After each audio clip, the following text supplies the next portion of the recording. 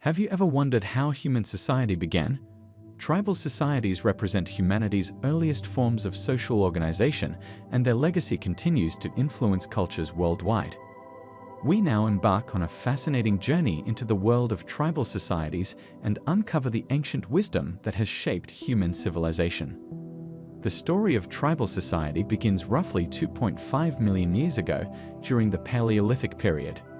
At this time, our early human ancestors began to develop something revolutionary: the ability to work together in groups larger than just immediate family units. But why did this happen? The answer lies in survival. Early humans faced numerous challenges in their environment. Large predators, harsh weather conditions, and the constant search for food made individual survival extremely difficult. By coming together in groups, our ancestors found strength in numbers. They could protect each other, share resources, and work collectively to hunt larger prey and gather more food than any individual could alone. These first tribal societies were relatively small, typically consisting of 20 to 50 individuals. They were usually made up of extended family groups, with everyone related through blood or marriage.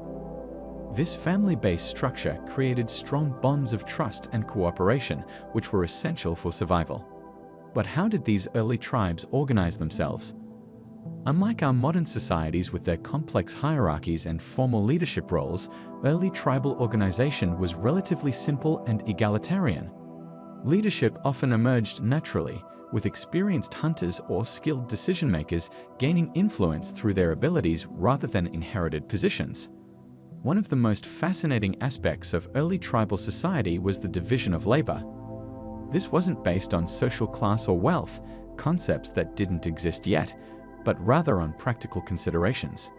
Men typically became hunters due to their greater physical strength and speed, while women usually focused on gathering plants, caring for children, and maintaining the camp. This arrangement wasn't about superiority or inequality, it was about survival and efficiency. The development of language played a crucial role in tribal formation. Can you imagine trying to coordinate a hunt or warn others about danger without being able to communicate effectively? As our ancestors developed more sophisticated ways of communicating, they could share information, plan together, and pass knowledge from one generation to the next. Another vital aspect of early tribal society was the sharing of resources. Unlike later societies that developed concepts of private property, tribal groups typically shared food and other resources among all members. This sharing system helped ensure the survival of the entire group, particularly during times of scarcity. The spiritual and cultural aspects of tribal life also began to emerge during this period. Early humans started to develop beliefs about the natural world, creating explanations for phenomena they couldn't understand. They began to perform rituals, create art, and develop customs that would bind the tribe together. These shared beliefs and practices helped create a strong sense of group identity and solidarity. Tool-making became increasingly important in tribal society. As groups worked together, they could develop and share better techniques for creating stone tools, weapons, and other implements essential for survival. This technological advancement was one of the key benefits of tribal living. Knowledge could be pooled and passed down through generations. The establishment of semi-permanent settlements was another crucial development. As tribes became better at hunting and gathering in specific areas, they began to establish regular camping grounds that they would return to seasonally. This was particularly true in areas with abundant resources, where tribes could reliably find food throughout the year. Social bonds within tribes were strengthened through various practices. Marriage between different family groups helped create alliances and prevent conflict. Tribal gatherings for ceremonies, celebrations, and sharing of food helped maintain group cohesion. These social practices laid the groundwork for more complex forms of human society that would develop later. The success of tribal society can be measured by its longevity. This form of social organization remained the dominant way humans lived for hundreds of thousands of years. Even today, some isolated tribes continue to live in ways similar to our ancient ancestors, demonstrating the effectiveness and resilience of this social structure. Understanding the dawn of tribal society is crucial because it represents the foundation upon which all subsequent human social organizations were built. The basic principles established during this period, cooperation, resource sharing, division of labor, and group identity, continue to influence human society today. As we look back at the dawn of tribal society, we can see how these early social innovations set the stage for everything that would follow. The ability to work together in groups, share resources, and maintain social bonds would eventually lead to the development of villages, cities, and ultimately, our modern global civilization. Yet the echoes of our tribal past continue to resonate in how we organize ourselves and relate to others, reminding us that at our core, we remain social creatures shaped by millions of years of tribal living.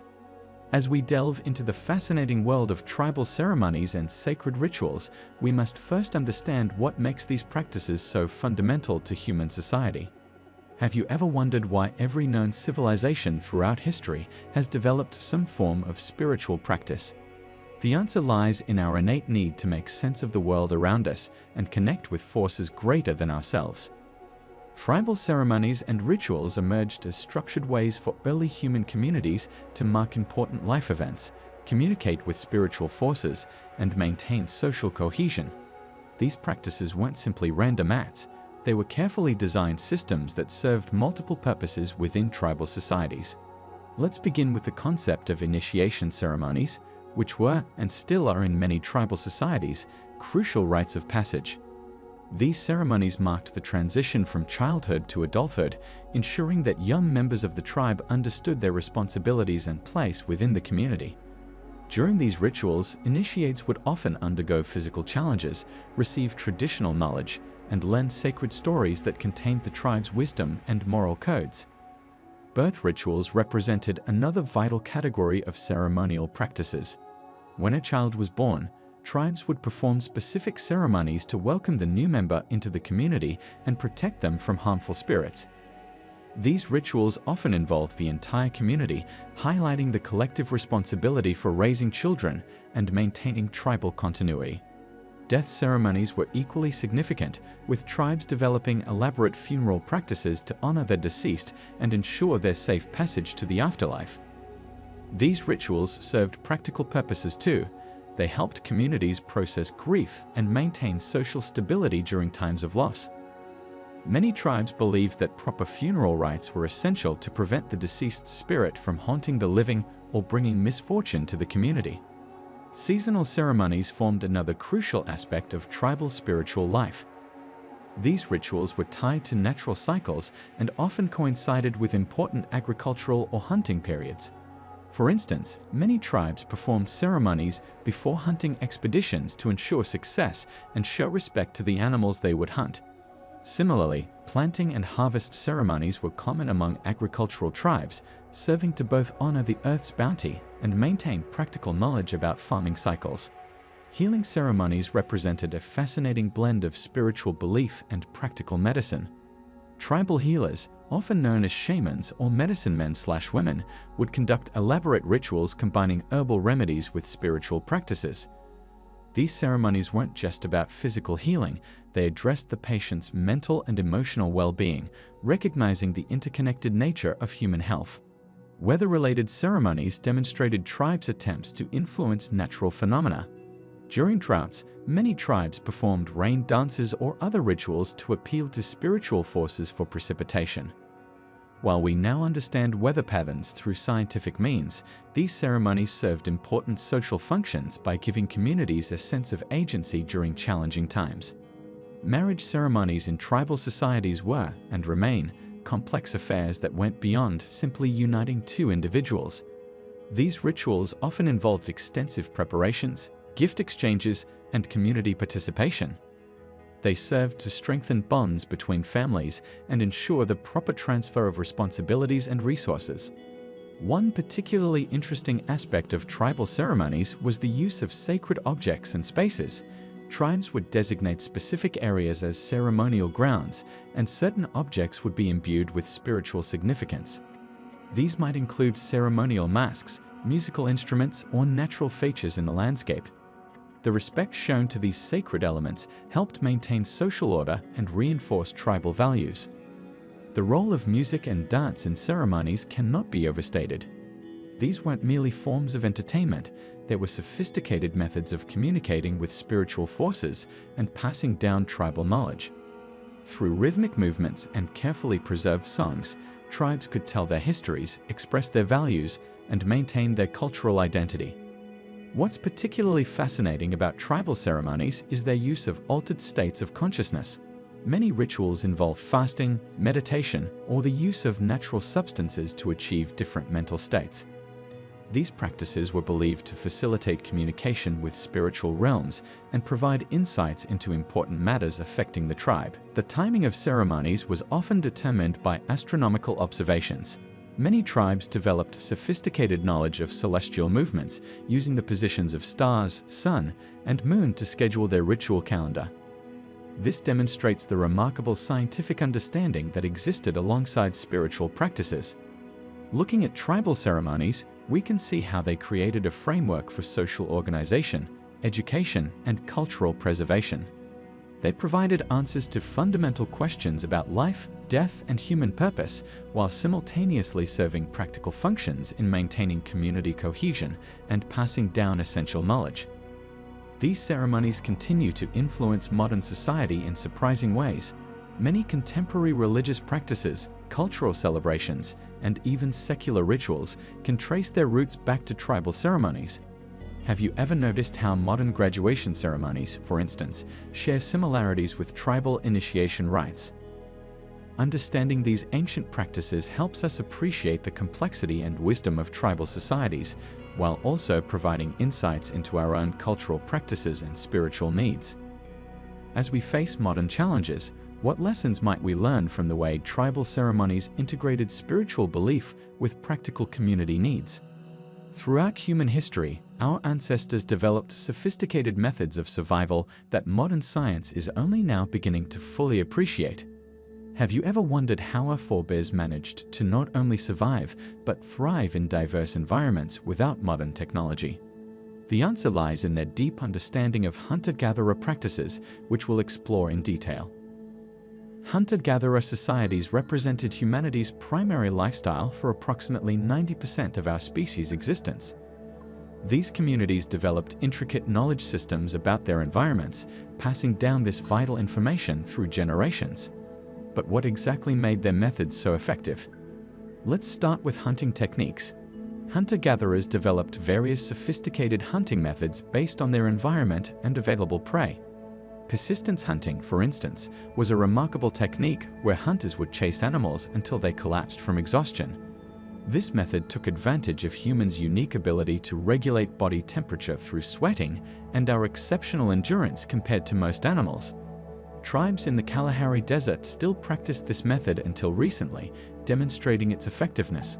What about the tools they used? Early hunting implements included spears, atlatls, spear throwers, and eventually bows and arrows. These weren't simple sticks sharpened at one end, they were carefully crafted weapons designed with specific purposes in mind. The atlatl, for example, effectively extended the human arm's length, allowing hunters to throw spears with significantly more force and accuracy than by hand alone. Gathering, often overlooked but equally crucial, involved extensive knowledge of local flora. Hunter-gatherers could identify thousands of plants, understanding which were edible, medicinal, or toxic. This knowledge wasn't just about avoiding poisonous species, it included understanding seasonal availability, proper preparation methods, and preservation techniques. Did you know that many hunter-gatherer societies practiced sophisticated food preservation methods? They developed techniques like smoking, drying, and fermentation long before the advent of agriculture. These methods allowed them to store food for lean times and made certain foods more digestible and nutritious. Water procurement was another crucial skill. Hunter-gatherers knew how to find water in seemingly barren landscapes. They could identify water-bearing plants, understand animal behavior patterns that indicated nearby water sources, and even extract water from morning dew. In arid regions, they developed methods to collect and store water during rare rainfall events. Navigation skills were essential for hunter-gatherer survival. Without maps or compasses, they developed remarkable abilities to navigate using natural indicators like star patterns, sun position, wind direction, and landscape features. They could remember complex routes and communicate them to others, creating mental maps of vast territories. The hunter-gatherer lifestyle also required sophisticated knowledge of animal behavior. They understood migration patterns, feeding habits, and social structures of their prey species. This knowledge wasn't limited to hunting. It also helped them avoid dangerous predators and compete with other carnivores for resources. One fascinating aspect of hunter-gatherer wisdom was their understanding of ecological relationships. They recognized the interconnectedness of species and often practiced sustainable harvesting methods to ensure resource availability for future generations. For instance, many societies had strict rules about when certain plants could be harvested or which animals could be hunted during specific seasons. Weather prediction was another crucial skill. Hunter-gatherers developed detailed understanding of weather patterns by observing natural indicators like cloud formations, animal behavior, and plant responses. This knowledge helped them plan their activities and prepare for environmental changes. Tool-making was a sophisticated practice that required deep understanding of material properties. They knew which stones would produce the sharpest edges, which woods were best for specific tools, and how to process animal products like sinew and hide for various uses. This knowledge was developed through generations of trial and error and careful observation. The hunter-gatherer lifestyle also required sophisticated social organization. Groups needed to coordinate their efforts effectively, share resources, and maintain social harmony in often challenging conditions. They developed complex systems of knowledge sharing and decision-making that ensured group survival. What's particularly remarkable about hunter-gatherer wisdom is its adaptability. These societies could modify their techniques based on changing environmental conditions or when moving to new territories. This adaptability was crucial for human survival and expansion across the globe. Modern science is increasingly validating many hunter-gatherer practices. Their diet, which typically included a diverse range of foods, is now recognized as nutritionally superior to many modern diets. Their physical activity patterns, characterized by intermittent movement throughout the day, are being promoted as healthier than our current sedentary lifestyle. Their waste management practices were inherently sustainable, with virtually everything being used or naturally decomposing. In an age of environmental crisis, these practices offer valuable lessons about sustainable living and resource management. The wisdom of hunter-gatherer societies represents a vast repository of human knowledge developed over thousands of years. While much of this knowledge has been lost, studying and preserving what remains is crucial for understanding our species' history and potentially finding solutions to modern challenges. Their sophisticated understanding of natural systems, sustainable resource use, and adaptation to environmental changes offers valuable lessons for our increasingly complex world. Have you ever wondered how early human societies managed to organize themselves without modern governments, laws, or formal institutions? The answer lies in the fascinating world of tribal leadership structures, which have shaped human social organization for thousands of years and continue to influence some societies today. Tribal leadership structures represent one of humanity's earliest and most enduring forms of social organization. These systems emerged naturally as human groups grew beyond immediate family units, requiring more complex methods of decision-making and resource distribution. Let's explore how these structures functioned and why they were so effective in maintaining social order. At the most basic level, tribal leadership was built on a foundation of kinship ties. Unlike modern political systems, tribal leadership often followed bloodlines and family connections. The extended family unit, or clan, formed the core of tribal society, with leadership typically passing down through generations. However, this wasn't simply a matter of automatic inheritance. Leadership had to be earned and maintained through demonstrated ability and wisdom. One of the most significant aspects of tribal leadership was the role of elders. In tribal societies, age was directly correlated with wisdom and experience.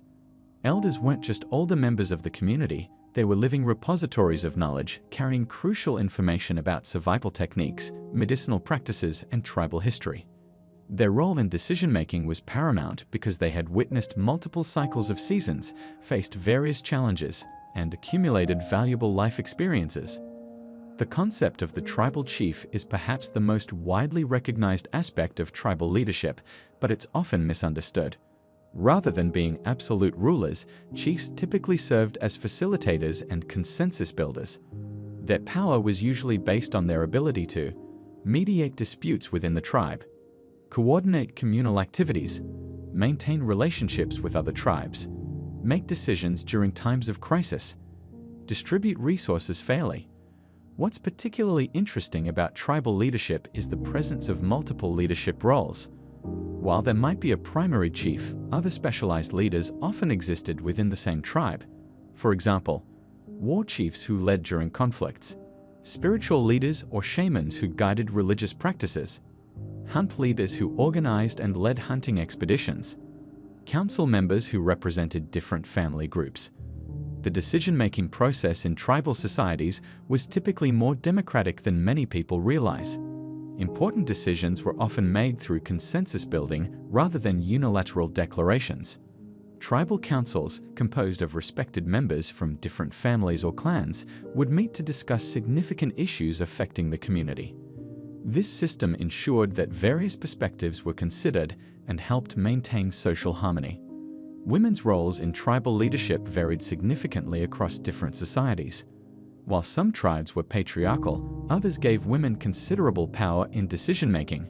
In many Native American tribes, for instance, women held significant influence in choosing and removing chiefs, and some societies were matrilineal, tracing descent and inheritance through the mother's line. The concept of merit played a crucial role in tribal leadership. Leaders were expected to demonstrate specific qualities: wisdom in decision-making, generosity in sharing resources, bravery in protecting the tribe, skill in negotiating with other groups, ability to maintain peace and harmony within the tribe. Tribal leadership structures also included sophisticated systems for maintaining social order. Rather than written laws, tribes relied on oral traditions and customs, social norms and expectations, public opinion and shame, ritual and ceremony, compensation and reconciliation practices. One of the most remarkable aspects of tribal leadership was its adaptability. These systems could respond to changing circumstances while maintaining cultural continuity. During times of plenty, leadership might focus on fair distribution and celebration. During crisis, the same structure could quickly adapt to more centralized decision-making for survival. The relationship between tribal leaders and their people was based on reciprocity. Leaders were expected to protect the weak, provide for those in need, represent the tribe in external relations, maintain tribal unity, preserve and transmit cultural knowledge. Understanding tribal leadership structures is crucial for several reasons. First, it helps us appreciate the sophistication of traditional societies and challenges the notion that primitive means simple. Second, many principles of tribal leadership, consensus building, merit-based authority, and collective decision-making continue to influence modern organizational theory. Moreover, tribal leadership structures didn't disappear with modernization. Many indigenous peoples around the world still maintain traditional leadership systems, often operating alongside modern government structures. These systems continue to provide valuable insights into alternative ways of organizing society and making collective decisions. The study of tribal leadership structures also reveals important lessons about sustainable governance. These systems evolved over thousands of years to maintain social harmony while ensuring group survival. They demonstrate how leadership can be both strong and consensual, both traditional and adaptive. As we face modern challenges of governance and social organization, the wisdom embedded in tribal leadership structures offers valuable perspectives on building sustainable, inclusive, and effective leadership systems. While we may not return to tribal forms of governance, understanding these structures helps us appreciate the diversity of possible approaches to social organization and leadership. Body adornment has been an integral part of human culture since time immemorial, serving as a powerful form of self-expression, cultural identity, and social communication. Have you ever wondered why humans across different cultures have consistently engaged in decorating their bodies? Let's explore this fascinating aspect of human behavior that has shaped societies for thousands of years. The practice of body adornment encompasses various forms, including tattoos, piercings, scarification, and temporary decorations.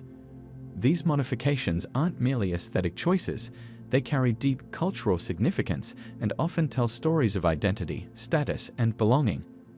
Throughout history, different societies have developed their unique approaches to body decoration, each reflecting their specific beliefs, values, and traditions.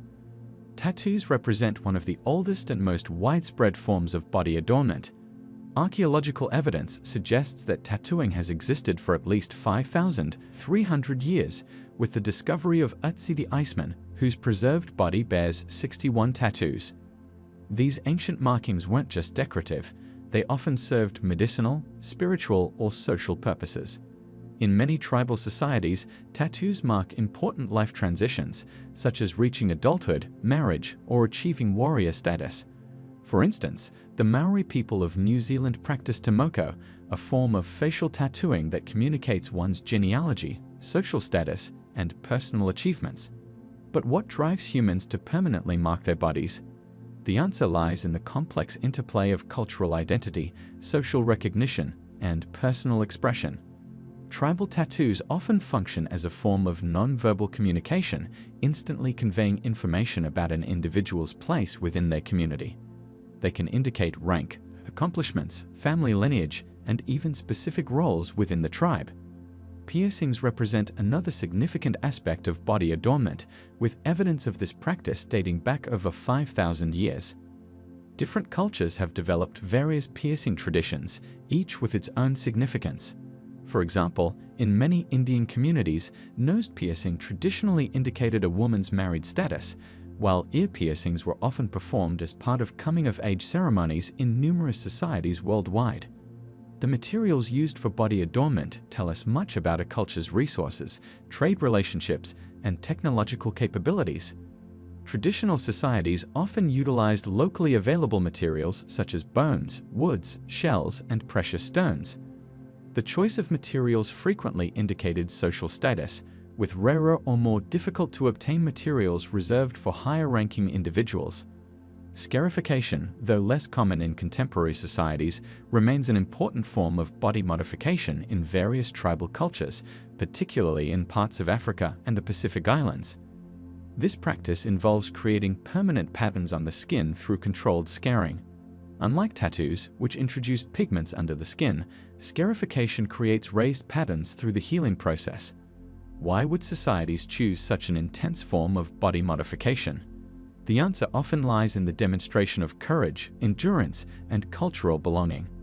Temporary body decorations, such as henna designs, face painting, and body painting, offer another dimension to the art of body adornment. These non-permanent modifications often play crucial roles in ceremonies, rituals, and celebrations.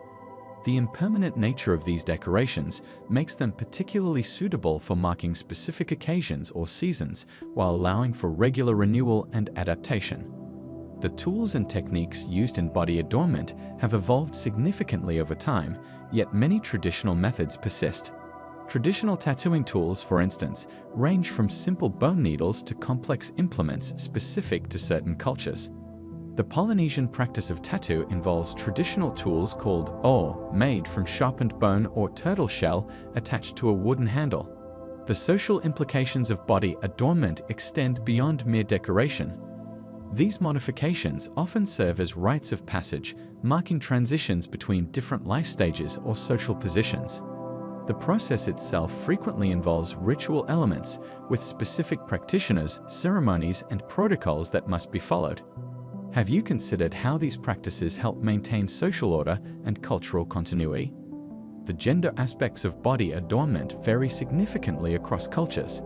In some societies, certain forms of modification are exclusively reserved for one gender, while in others, they're universal but with gender-specific patterns or placement. These differences often reflect broader cultural attitudes about gender roles and social organization.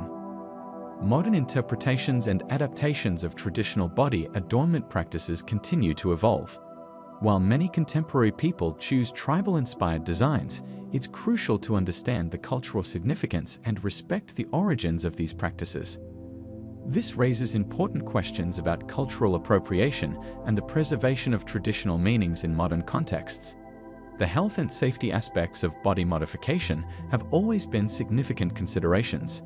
Traditional societies developed various methods to prevent infection and promote healing, often incorporating medicinal plants and specific aftercare rituals. These practices demonstrate the sophisticated understanding these cultures had of human anatomy and healing processes.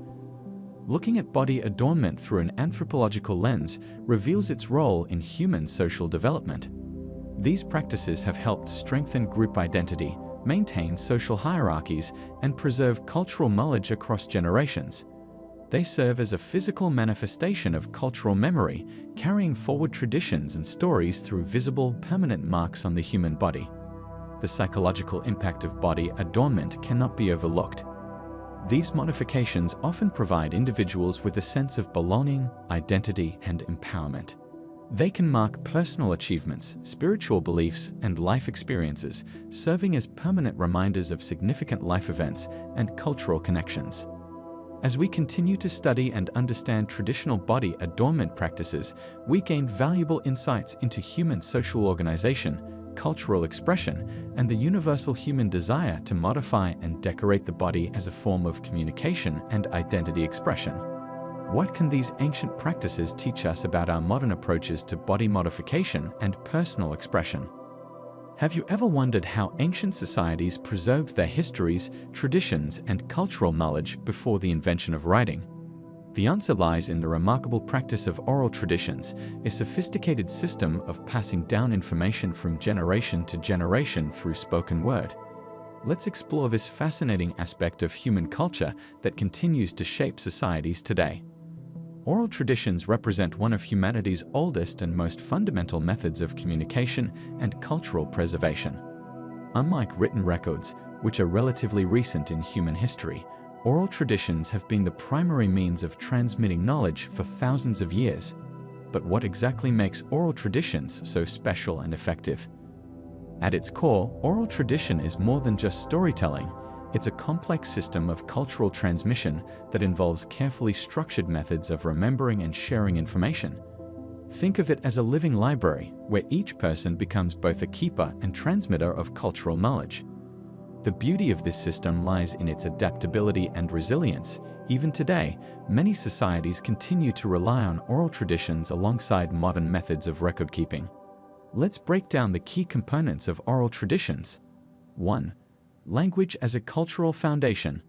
The language used in oral traditions is far more than just a means of communication. Each tribal language carries within it unique ways of understanding the world. For instance, many indigenous languages have specific terms for natural phenomena that don't have direct translations in modern languages. These linguistic peculiarities reflect deep cultural understanding and knowledge of their environment. 2. Memory techniques. How did people remember such vast amounts of information without writing it down? Tribes developed sophisticated memory techniques that included rhythmic patterns and repetition, mnemonic devices, musical elements, structured narrative formats. These techniques made information easier to remember and pass on accurately. 3. The role of storytellers. In tribal societies, designated storytellers held special positions of respect and responsibility. These individuals weren't just entertainers, they were living archives of their people's history, knowledge, and wisdom. They underwent years of training to memorize and accurately transmit historical events, genealogies, religious beliefs, cultural practices, traditional laws, medicinal knowledge. 4. Types of oral traditions.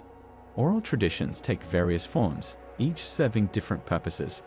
Creation myths explaining the origin of the world and people. Historical narratives recording significant events. Practical knowledge about survival skills and medicine. Moral teachings and social values. Songs and chants for ceremonies. Proverbs and riddles for teaching life lessons. 5. The social aspect. Oral traditions were, and still are, inherently social activities. They weren't just about passing down information, they served to strengthen community bonds, teach social values, maintain cultural identity, provide entertainment, foster intergenerational connections. 6. Accuracy and adaptation. How reliable were oral traditions? Research has shown that oral traditions can be remarkably accurate over long periods. Communities developed various methods to ensure accuracy: regular recitation in public settings, collective memory verification, formal training systems, cross-checking between different storytellers. 7. Modern relevance. In today's digital age, you might wonder if oral traditions still matter. The answer is a resounding yes. They continue to preserve cultural identity, maintain community connections, provide alternative perspectives on history, offer insights into sustainable living practices, support language preservation efforts. 8. Challenges and conservation. Modern societies face several challenges in preserving oral traditions: language loss, cultural assimilation, generation gaps, technology's influence. However, many communities are using modern technology to record and preserve their oral traditions while maintaining their traditional practice. 9. Educational value. Oral traditions offer unique educational benefits: enhanced memory skills, improved listening abilities, better understanding of cultural perspectives, development of narrative skills, appreciation of different worldviews. 10. Global heritage. UNESCO recognizes oral traditions as part of humanity's intangible cultural heritage, acknowledging their importance in maintaining cultural diversity, promoting intercultural dialogue, preserving historical knowledge, supporting sustainable development. The study of oral traditions reveals the incredible capacity of human memory and the sophistication of pre-literate societies. These traditions weren't simply prehistoric alternatives to writing. They were, and are, complex systems of knowledge transmission that continue to enrich our understanding of human culture and history. As we move further into the digital age, the preservation and study of oral traditions become increasingly important. They remind us that there are many ways to preserve and transmit knowledge, and that sometimes the oldest methods can be the most effective at maintaining cultural continuity and community bonds. What can we learn from these ancient practices? How might oral traditions complement our modern methods of recording and sharing information? These questions continue to intrigue scholars and communities alike as we work to preserve these invaluable cultural practices for future generations. The fascinating world of tribal medicine represents one of humanity's oldest and most enduring systems of healing. For thousands of years, indigenous peoples across the globe developed sophisticated understanding of natural remedies and healing practices that continue to influence modern medicine today. Let's explore these traditional healing methods and understand their significance. What exactly are tribal medicine ways? At their core, they are holistic healing practices that view health as a balance between physical, mental, spiritual, and environmental wellness. Unlike modern medicine's focus on treating specific symptoms, traditional tribal healing addresses the whole person and their connection to the natural world. The role of the medicine person or healer in tribal societies goes far beyond what we might think of as a doctor today. These individuals weren't just healers, they were spiritual leaders, counselors, and keepers of sacred knowledge. Their training often began in childhood and continued for decades under the guidance of experienced healers. But how did they acquire such extensive knowledge of healing practices? The answer lies in generations of careful observation and documented results. Tribal healers maintained detailed knowledge of hundreds of medicinal plants, their properties, and proper preparation methods. This wasn't random guesswork, it was systematic knowledge passed down through careful apprenticeship and practical application. Let's consider some common elements of traditional tribal medicine that have been scientifically validated. For instance, willow bark, long used by many indigenous peoples for pain relief, contains salicylic acid, the same active ingredient found in aspirin. The Pacific yew tree, used by several Native American tribes, eventually led to the development of the cancer drug Taxol. These aren't coincidences, they're examples of the genuine medical knowledge developed by tribal healers. Plant medicine formed the foundation of tribal healing practices. Healers understood not just which plants to use, but when to harvest them, which parts were medicinal, and how to prepare them properly. For example, some medicines required roots to be harvested in spring before flowering, while others needed bark collected in fall. This timing was crucial for maximum medicinal potency. But tribal medicine wasn't just about using plants. It incorporated many other healing methods. 1. Therapeutic sweating through sweat lodges or similar practices. 2. Physical therapies including massage and bone setting. 3. Energy healing techniques. 4. Ceremonial and spiritual healing practices. 5. Dietary and lifestyle recommendations. The concept of preventive medicine was also central to tribal healing traditions. Many practices focused on maintaining health rather than just treating illness. This included seasonal cleansing rituals, regular use of immune-boosting herbs, and careful attention to dietary balance.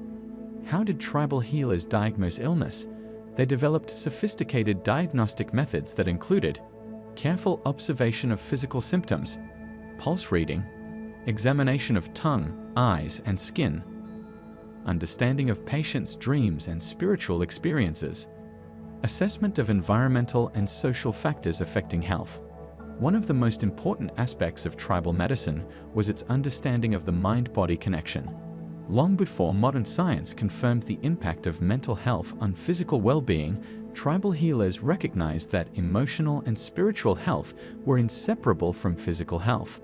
The preparation of medicines was a sacred process that often involved specific rituals and prayers. Many tribes believed that the healing power of plants came not just from their chemical properties, but from the spiritual relationship between the healer, the plant, and the patient. This might sound unscientific, but consider how modern research shows that belief and expectation, the placebo effect, can significantly impact healing outcomes. Traditional tribal medicine also recognized the importance of community in healing. Unlike the often isolated experience of modern healthcare, tribal healing typically involved family and community support. This social aspect of healing is now being recognized by modern healthcare as increasingly important for patient outcomes. What about the effectiveness of these traditional practices? While not all tribal medicines have been scientifically validated, many have proven their worth through both traditional use and modern research. The World Health Organization estimates that about 80% of the world's population still relies on traditional medicine for their primary healthcare needs. The legacy of tribal medicine continues to influence modern healthcare. Many pharmaceutical drugs are derived from plants first used by tribal healers. Holistic healing approaches are gaining recognition in mainstream medicine. The importance of preventive care is increasingly emphasized. Mind-body connection is now scientifically acknowledged. Community support and healing is being reintegrated into healthcare models. However, much traditional healing knowledge has been lost due to cultural disruption and the dismissal of indigenous wisdom by colonial powers. This makes it even more crucial to preserve and study remaining traditional medical knowledge while respecting the cultural context in which it developed. Modern medicine is now beginning to recognize the value of integrating traditional healing wisdom with contemporary medical practice. This approach, often called integrative medicine, combines the best of both worlds, the scientific rigor of modern medicine with the holistic, natural approach of traditional healing. The study of tribal medicine ways reminds us that healing is about more than just treating symptoms, it's about maintaining balance in all aspects of life. As we face modern health challenges, perhaps these ancient wisdom traditions have more to teach us than we initially realized. The story of human innovation and survival is deeply intertwined with our ability to create and use tools and weapons. Have you ever wondered how our ancestors managed to survive and thrive in challenging environments without modern technology? Let's explore the fascinating world of tribal weapons and tools that shaped human history. The development of tools marked a crucial turning point in human evolution. Early humans began with simple stone tools, carefully crafted through a process called knapping. This technique involved striking one stone against another to create sharp edges and specific shapes. But why was this so revolutionary? These basic tools allowed our ancestors to access new food sources, process materials, and defend themselves more effectively. Stone tools evolved into various specialized implements. The hand axe, one of the earliest and most versatile tools, served multiple purposes, from chopping wood to butchering game. Think about how remarkable it is that a single tool could be so fundamental to survival. These hand axes were carefully shaped through repeated striking, creating symmetrical, teardrop-shaped tools that fit perfectly in the human hand. Spears represent another crucial development in tribal weaponry. Early spears were simply sharpened wooden poles, but they evolved to include stone or bone tips, dramatically improving their effectiveness. The invention of the spear thrower, or aplachel, was particularly ingenious. This tool effectively extended the human arm, allowing hunters to throw spears with greater force and distance. Can you imagine the advantage this gave hunters when pursuing large game? Bows and arrows marked another revolutionary step forward. This weapon system required multiple components working together: the bow's flexibility, the arrow's straightness, and the precision of the arrowhead.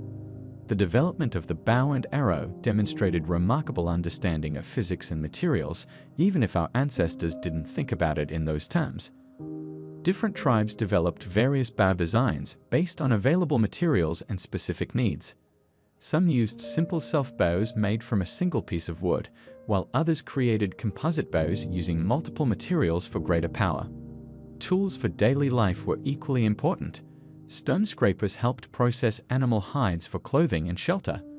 Bone needles, created by carefully shaping and drilling small holes in animal bones, enabled the production of warm, fitted clothing. Have you considered how something as simple as a needle could make the difference between survival and death in cold climates?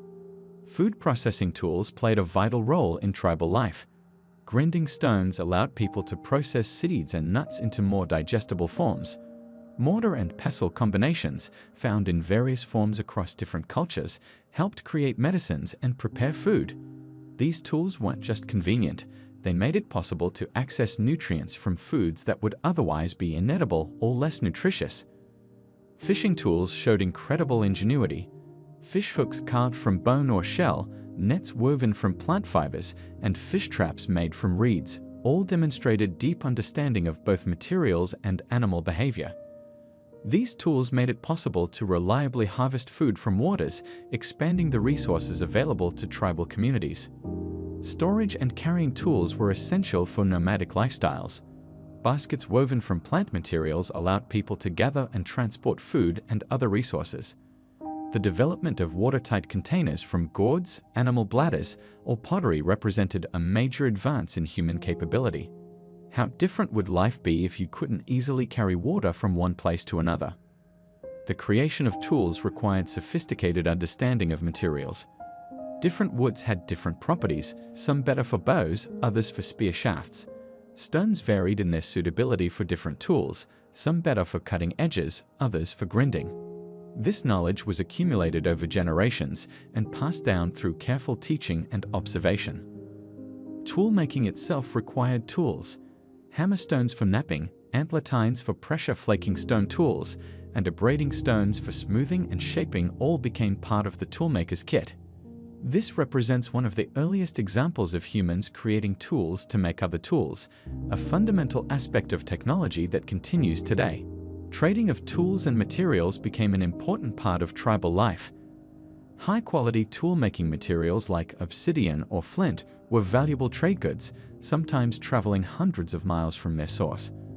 This trade network helped spread innovations and improvements in tool design across vast distances. The impact of these tools extended beyond their practical uses. Many became important cultural symbols, with decorated weapons and tools playing roles in ceremonies and social status. The skills needed to create these tools were highly valued, and master toolmakers held important positions in their communities. Understanding these tools helps us appreciate the intelligence and creativity of our ancestors. Every tool represented solutions to specific challenges, developed through careful observation and refinement over generations. While we might think of these tools as primitive compared to modern technology, they represent remarkable achievements in human innovation and problem-solving. These tribal tools and weapons weren't just objects. They were keys to survival, expressions of culture, and demonstrations of human ingenuity. They remind us that technology doesn't have to be complex to be effective, and that some of the most important innovations in human history came from careful observation and creative problem-solving. Marriage and family structures form the cornerstone of tribal societies, representing complex systems that have evolved over thousands of years. Let's explore how these fundamental social institutions shaped tribal life and continue to influence indigenous communities today. Have you ever wondered how tribal marriages differ from modern unions? Unlike contemporary marriages that often focus on individual choice, tribal marriages traditionally served multiple purposes beyond the union of two people. These marriages created alliances between families, strengthened economic ties, and ensured the survival of cultural traditions. The concept of kinship in tribal societies extends far beyond what we typically consider family in modern terms. In many tribal systems, every member of the tribe holds a specific familial relationship to others, even if they're not blood relatives. This complex web of relationships creates a social safety net where everyone has responsibilities and obligations to one another. Marriage customs varied significantly among different tribes, but certain patterns emerged across many indigenous societies. For instance, many tribes practiced what anthropologists call cross-cousin marriage, where individuals were encouraged or expected to marry their mother's brother's children or their father's sister's children. This practice helped maintain stable alliances between family groups and preserved property within extended family networks. The role of dowry and bride price represents another fascinating aspect of tribal marriages. Unlike the modern negative connotations associated with these practices, they served important social functions. The exchange of goods or services between families created reciprocal obligations and strengthened social bonds. In some tribes, the bride price wasn't just a one-time payment, but initiated a lifetime of gift-giving and mutual support between the two families. But what about family structure? Tribal families often operated on principles quite different from the nuclear family model common in modern societies. Extended family households were the norm, with multiple generations living together and sharing responsibilities. This arrangement provided practical benefits. Childcare was shared, resources were pooled, and elderly members contributed their wisdom and experience to raising younger generations. The concept of parenthood in tribal societies often extended beyond biological parents. Many tribes practiced what anthropologists call classificatory kinship, where multiple individuals could fill parental roles. For example, all of a mother's sisters might be considered mothers to her children, creating a robust support system for child rearing. Gender roles within marriage and family life varied among different tribes, but they typically emphasized complementarity rather than hierarchy. While men and women often had distinct responsibilities, these roles were usually viewed as equally important for the community's survival. Women in many tribes held significant power, particularly in matters relating to family, marriage, and domestic affairs. The education of children about marriage and family responsibilities began early in tribal societies. Young people learned through observation, storytelling, and direct instruction about their future roles as spouses and parents. This education wasn't confined to practical skills, but included understanding complex kinship obligations, proper behavior toward different categories of relatives, and the spiritual aspects of family relationships. Divorce existed in most tribal societies, though its frequency and acceptance levels varied. Some tribes had straightforward procedures for ending marriages, while others made divorce more difficult. However, the extended family system meant that divorced individuals and their children remained integrated within the community's support network. The impact of tribal marriage and family systems extended beyond individual households to influence the entire social structure. Marriage alliances created networks of mutual obligation that could be activated in times of need, whether for economic support, military alliance, or political cooperation. How did tribes maintain these complex systems? Oral traditions played a crucial role, with genealogies and kinship terms carefully preserved and taught to each generation. Many tribes developed sophisticated systems for tracking relationships, often extending to distant cousins and clan members separated by several generations. The spiritual dimension of marriage and family bonds cannot be overlooked. Many tribes viewed marriage not just as a social contract, but as a sacred union that connected not only two individuals, but their entire families and ancestral lines. Religious ceremonies and rituals marked important family events, from marriage to childbirth to the passing of elderly members. Looking at tribal marriage and family systems reveals their remarkable sophistication and effectiveness in creating stable, supportive communities. While these traditional systems have faced numerous challenges in the modern world, many indigenous communities continue to maintain aspects of their traditional family structures and marriage customs, adapting them to contemporary circumstances while preserving their essential principles. Understanding these systems helps us appreciate the diversity of human social organization and reminds us that our modern concepts of family and marriage represent just one way of organizing human relationships.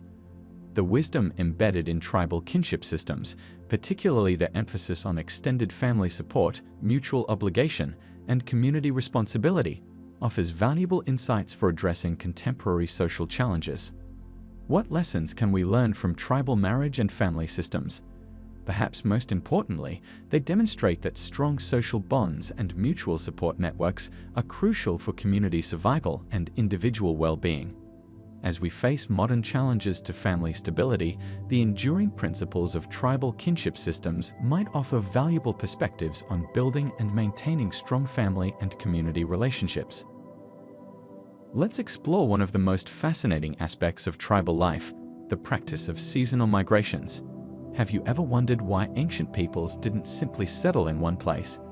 The answer lies in a complex web of environmental adaptation and survival strategies that shaped human civilization for thousands of years. Seasonal migration, also known as seasonal nomadism, was not a random wandering but a carefully planned movement based on deep understanding of natural cycles. These migrations were essential for many tribal societies, and they continue to be practiced by some groups even today. But what exactly drove these movements? The primary reason for seasonal migrations was the need to follow available resources.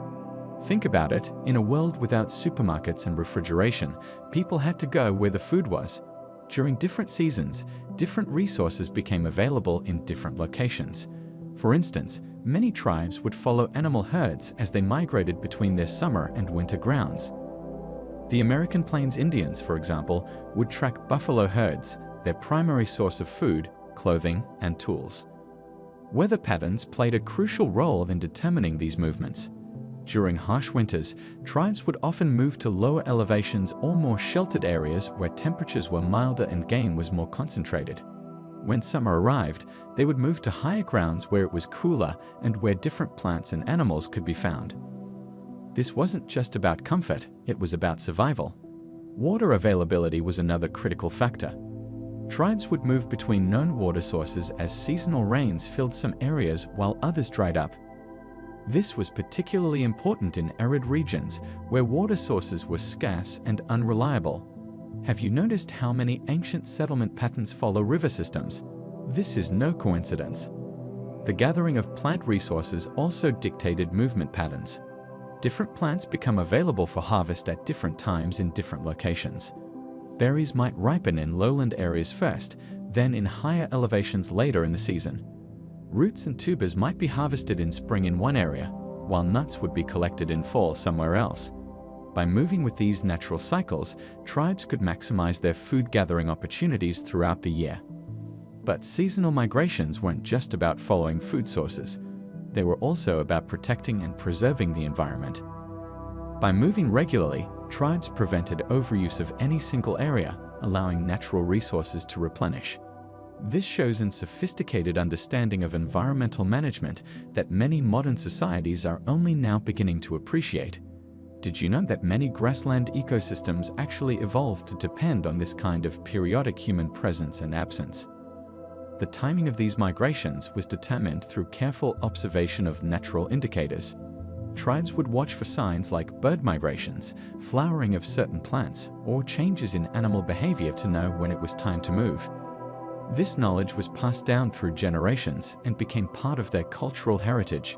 Can you imagine the depth of environmental knowledge required to read these signs accurately? These movements required incredible organizational skills. Entire communities had to coordinate their efforts to pack up their belongings, move safely across sometimes dangerous terrain, and set up camp in new locations. They needed to know not just where to go, but when to leave, what routes to take, and what supplies to bring. This wasn't just walking from point A to point B, it was a complex logistical operation. The seasonal migration patterns also influenced social organization and cultural practices. Tribes often had different social structures for different seasons. During times when resources were abundant and tribes could gather in larger groups, there might be important ceremonies, marriages, and trading activities. During scarcer seasons, groups might split into smaller family units to better survive on limited resources. These migration patterns created a deep connection between people and their environment. Tribes didn't just move through the landscape, they were intimately familiar with every aspect of it.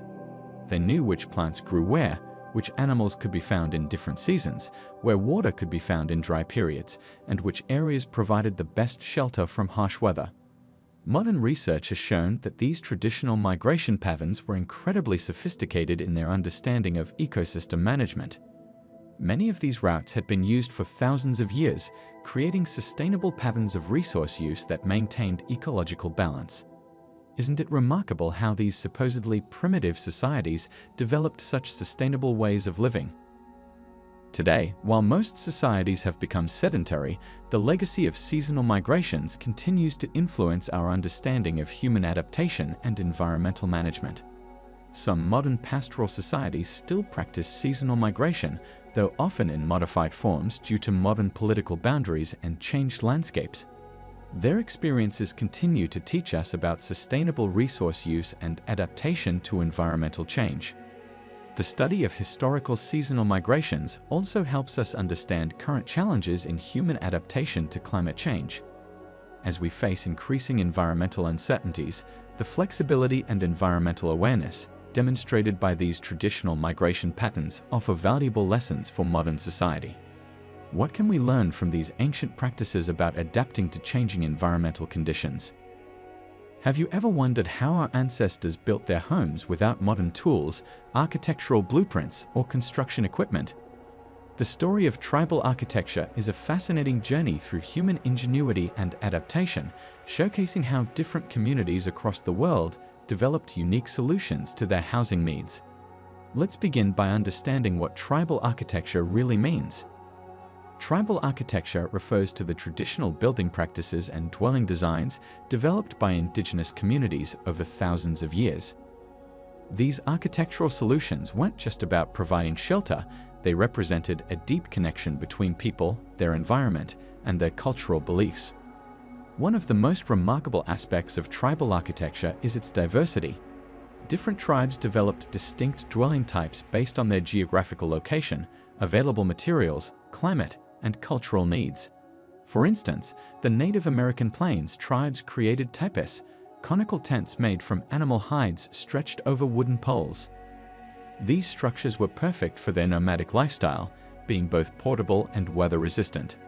But did you know that a well-made teepee could withstand severe storms and keep its inhabitants warm even in freezing temperatures? Moving to the Arctic regions, the Inuit people developed the igloo, an engineering marvel made entirely of snow blocks. The dome-shaped structure, contrary to what many believe, isn't cold inside. The compacted snow acts as an excellent insulator, and body heat from the occupants can raise the interior temperature significantly, even when it's -40 degrees outside. In tropical regions, tribes developed entirely different solutions. The Amazon rainforest tribes created maloca houses, large communal dwellings built with local wood, palm leaves, and vines. These structures could house multiple families and were designed to provide protection from heavy rainfall and intense heat while allowing proper ventilation. The construction methods used in tribal architecture are equally fascinating. Take, for example, the African rondavel, a circular dwelling with a conical roof. The construction process involves creating a framework of wooden poles, weaving walls with smaller branches, and applying mud mixed with cow dung as a natural plaster. This technique, known as wattle and daub, has been used for thousands of years and is still employed in many parts of the world today. What makes tribal architecture truly remarkable is its sustainability. Long before green building became a buzzword, indigenous peoples were creating structures that worked in harmony with their environment. They used locally available materials, implemented natural heating and cooling solutions, and designed buildings that could be easily repaired or biodegraded without harming the environment. The Pueblo peoples of the American Southwest developed multi-story adobe dwellings that demonstrated advanced understanding of thermal mass principles. These structures stayed cool during scorching summer days and retained heat during cold desert nights. The thick earthen walls absorbed heat during the day and released it slowly at night, creating a natural temperature regulation system. In Southeast Asia, tribes developed sophisticated stilt houses that protected inhabitants from floods, wild animals, and insects while providing natural ventilation. The space under the house served multiple purposes, from storage to livestock keeping, showing how tribal architecture often incorporated multifunctional design elements. The structural techniques used in tribal architecture often reveal surprising sophistication. The Ifugao people of the Philippines created rice terraces and houses that have withstood earthquakes for centuries, using an ingenious interlocking wood joint system that allows buildings to flex rather than break during seismic activity. Water management was another crucial aspect of tribal architecture. Many desert-dwelling tribes developed clever systems to collect and store rainwater, incorporating these features into their architectural designs. The Nabateans of ancient Petra carved elaborate water conduit systems into their rock-cut architecture, demonstrating advanced hydraulic engineering knowledge. Looking at tribal architecture also reveals important lessons about community planning. Many tribal settlements were designed with careful consideration of social relationships, sacred spaces, and communal areas. The layout of these settlements often reflected complex social hierarchies and cultural beliefs, proving that tribal architecture went far beyond mere shelter construction. Today, many principles of tribal architecture are being rediscovered and appreciated by modern architects and designers. The use of natural materials, passive cooling and heating systems, and sustainable construction methods are all concepts that tribal peoples understood and implemented centuries ago. As we face modern challenges like climate change and resource depletion, what lessons can we learn from tribal architecture? How can these time-tested building techniques inform our approach to sustainable construction? The answers lie in understanding and respecting these traditional building practices that have stood the test of time. Tribal architecture reminds us that sustainable, efficient, and beautiful buildings don't require modern technology or expensive materials. Instead, they require a deep understanding of local environments, available resources, and community needs. Principles that remain as relevant today as they were thousands of years ago. Music and dance have been fundamental elements of tribal societies since the dawn of human civilization. These art forms serve not just as entertainment, but as essential components of cultural expression, spiritual practice, and social cohesion. Let's explore how these elements have shaped tribal communities worldwide and continue to influence modern culture. Have you ever wondered why every known human society has developed its own forms of music and dance? The answer lies in our deep-rooted need to express ourselves, communicate emotions, and connect with others. In tribal societies, music and dance are not separate activities, but are deeply interwoven into daily life, ceremonies, and rituals. Let's start with music. Tribal music typically relies heavily on percussion instruments, which makes perfect sense when you consider their accessibility and immediate impact. Drums, made from hollow logs or animal skins stretched over wooden frames, form the backbone of most tribal music. But did you know that many tribes developed sophisticated musical instruments long before written language existed? Take the didgeridoo of Aboriginal Australians, for instance. This ancient wind instrument, created from naturally hollowed tree trunks by termites, produces a distinctive drone that has been used in ceremonies for over 40,000 years. Similarly, Native American flutes, crafted from river cane or cedar, have been used for both ceremonial purposes and personal expression. Tribal music serves multiple purposes. First, it acts as a form of historical record. Through songs, tribes pass down their stories, legends, and important cultural knowledge from one generation to the next. Think of it as an oral library, where melodies and rhythms help preserve information that would otherwise be lost to time. Secondly, music plays a crucial role in spiritual practices. Many tribes believe that specific rhythms and melodies can connect them with their ancestors or deity figures. The complex polyrhythms found in African tribal music, for example, are often designed to induce trance-like states during religious ceremonies. But what about dance? In tribal societies, dance is rarely performed without music, and vice versa. Dance serves as a physical manifestation of musical expression, but it goes far beyond simple movement to music. Tribal dances often tell stories, mark important life events, or serve as prayers to higher powers. Consider the ghost dance of Native American tribes, which spread across numerous communities in the late 19th century.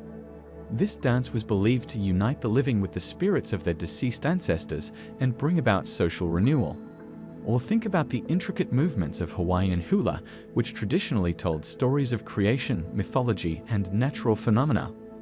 Many tribal dances are also closely connected to warfare and hunting. The Maori haka, famous today through its use by New Zealand's rugby team, was traditionally performed before battle to intimidate enemies and demonstrate strength. Similarly, many African tribes have specific dances that mimic hunting movements, serving both as entertainment and as training for young hunters. The social aspect of tribal music and dance cannot be overstated. These activities bring communities together, strengthening bonds between members and creating shared experiences. During celebrations, entire communities often participate in dancing and music making, regardless of age or social status. This inclusive approach helps maintain social harmony and ensures cultural preservation. Modern research has shown that groups singing and dancing release endorphins and promote social bonding through the release of oxytocin, often called the love hormone. Our tribal ancestors might not have understood the biochemistry, but they certainly recognized the positive effects of these communal activities. The influence of tribal music and dance extends far beyond traditional societies. Modern popular music owes much to tribal rhythms and musical structures. The basic 4/4 time signature dominant in contemporary music can be traced back to the heartbeat-like rhythms common in tribal music. Similarly, many modern dance styles incorporate movements and concepts from traditional tribal dances. In terms of instruments, many of today's percussion instruments are direct descendants of tribal instruments. The modern drum kit, for instance, combines elements from various tribal percussion traditions. Even electronic music often attempts to recreate the hypnotic, repetitive patterns characteristic of tribal music. The preservation of tribal music and dance traditions has become increasingly important in our rapidly globalizing world. These art forms represent not just entertainment, but entire worldviews and ways of life. They contain within them the wisdom of countless generations and provide insights into human nature that remain relevant today. Understanding tribal music and dance helps us appreciate the universal human need for artistic expression and community connection. Whether it's a traditional rain dance in the Amazon rainforest or a modern dance club in New York City, the basic human desire to move to rhythm and express ourselves through movement remains constant. As we continue to explore tribal music and dance, we discover that these art forms are not relics of the past, but living traditions that continue to evolve and influence contemporary culture. They remind us that despite our technological advances, we remain fundamentally connected to our tribal roots through our need for rhythm, movement, and communal expression. Coming-of-age rituals have been an integral part of human societies throughout history, marking the crucial transition from childhood to adulthood. Have you ever wondered why these ceremonies are so important across different cultures? Let's explore the fascinating world of initiation rites and passages that shape individuals and communities. Coming-of-age rituals, also known as initiation ceremonies, serve multiple purposes in tribal and modern societies. These ceremonies officially recognize when a young person is ready to take on adult responsibilities, marking a significant milestone in their life journey. But what exactly happens during these rituals, and why are they considered so crucial for social development? Let's start with the fundamental aspects of coming-of-age rituals. These ceremonies typically occur during puberty or early adolescence, though the exact age varies among different cultures. For boys, these rituals often take place between the ages of 13 and 16, while for girls, they frequently coincide with the onset of menstruation. The timing isn't arbitrary, it corresponds to significant biological changes that signal physical maturity. One of the most important functions of these rituals is education. During the preparation period, young initiates learn essential cultural knowledge, traditional practices, and social expectations. They receive instruction about their future roles as adults in the community, including responsibilities toward family, tribe, and ancestors. This knowledge transfer ensures the preservation of cultural heritage and maintains social order across generations. Physical challenges often form a central part of coming-of-age ceremonies. These might include tests of endurance, strength, or courage. Why are these challenges necessary? They serve to demonstrate that the initiate is ready for the responsibilities of adulthood and can contribute meaningfully to the community's survival. These trials also help develop resilience and self-confidence in young people. In many societies, isolation periods are common during initiation. Initiates may spend days or weeks separated from their community, often in specially designated areas or wilderness locations. This separation serves multiple purposes. It provides time for reflection and personal growth, creates a clear break between childhood and adulthood, and allows for focused instruction from tribal elders. Symbolic death and rebirth is another recurring theme in coming-of-age rituals. The initiate symbolically dies as a child and is reborn as an adult.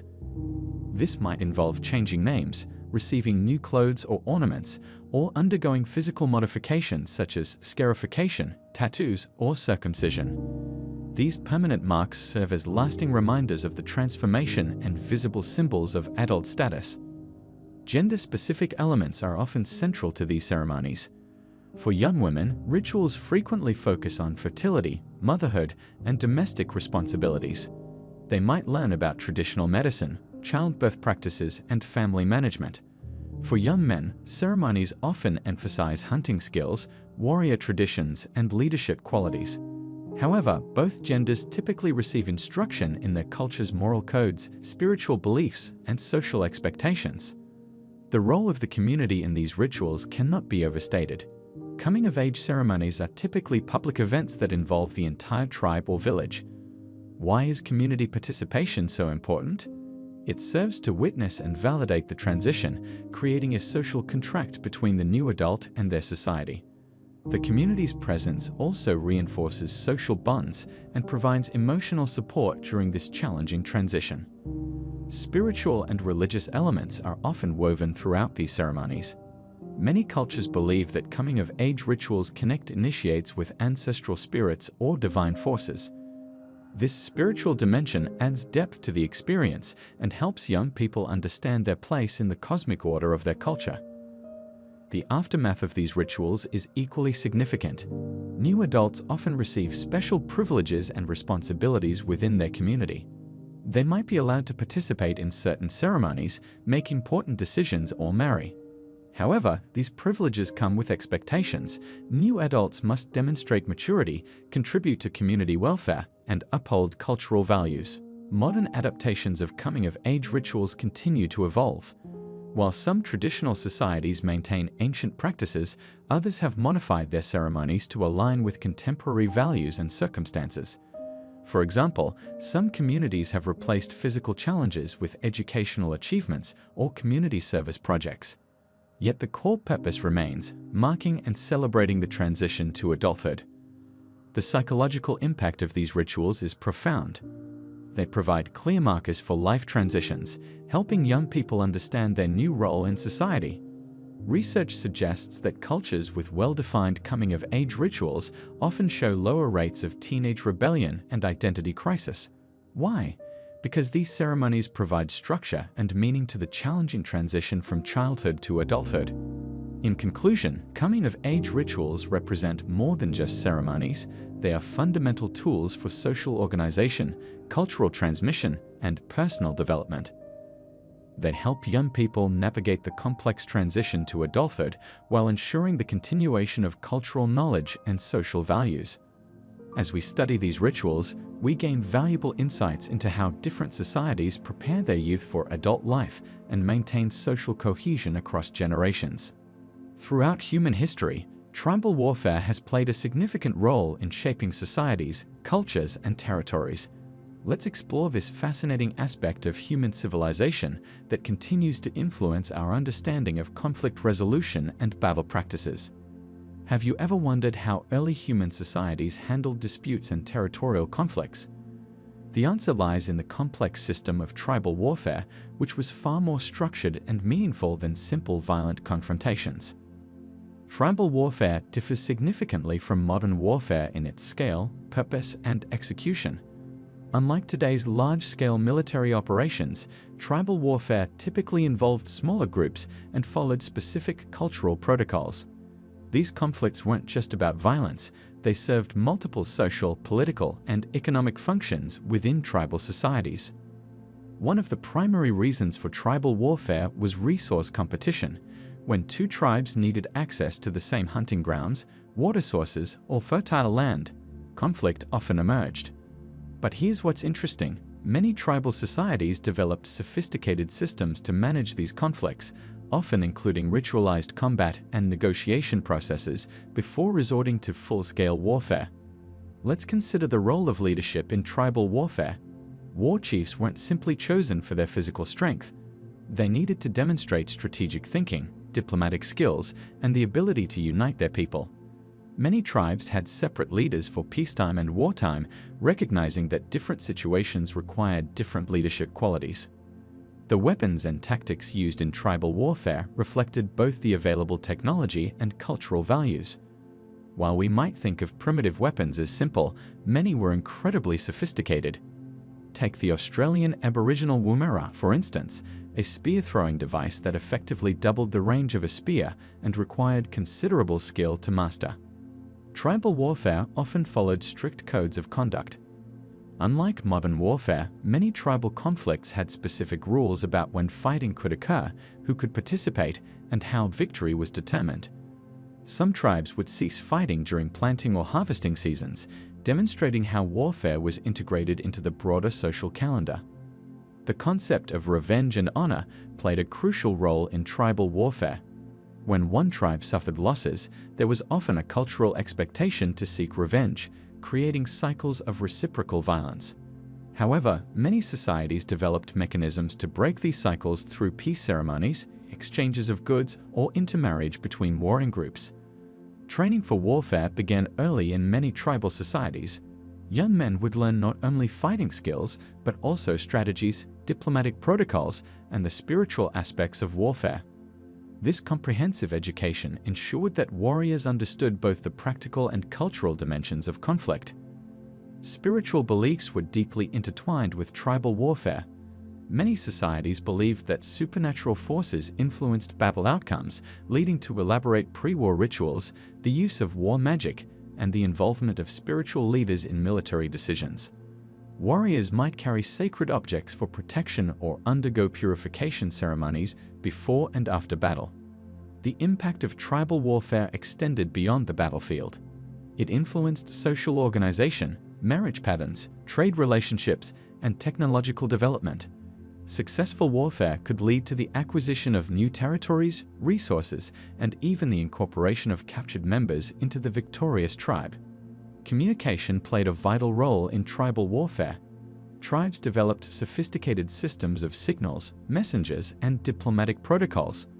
Many conflicts began with formal declarations of war and included opportunities for negotiation before actual fighting commenced. The aftermath of tribal warfare often involved complex peacemaking processes. These might include exchanges of gifts, formal ceremonies, feast celebrations, and the establishment of new alliances through marriage. Some societies developed innovative solutions like the potlatch system of the Pacific Northwest, where tribes competed through gift-giving rather than violence. Tribal warfare also influenced the development of defensive technologies and strategies.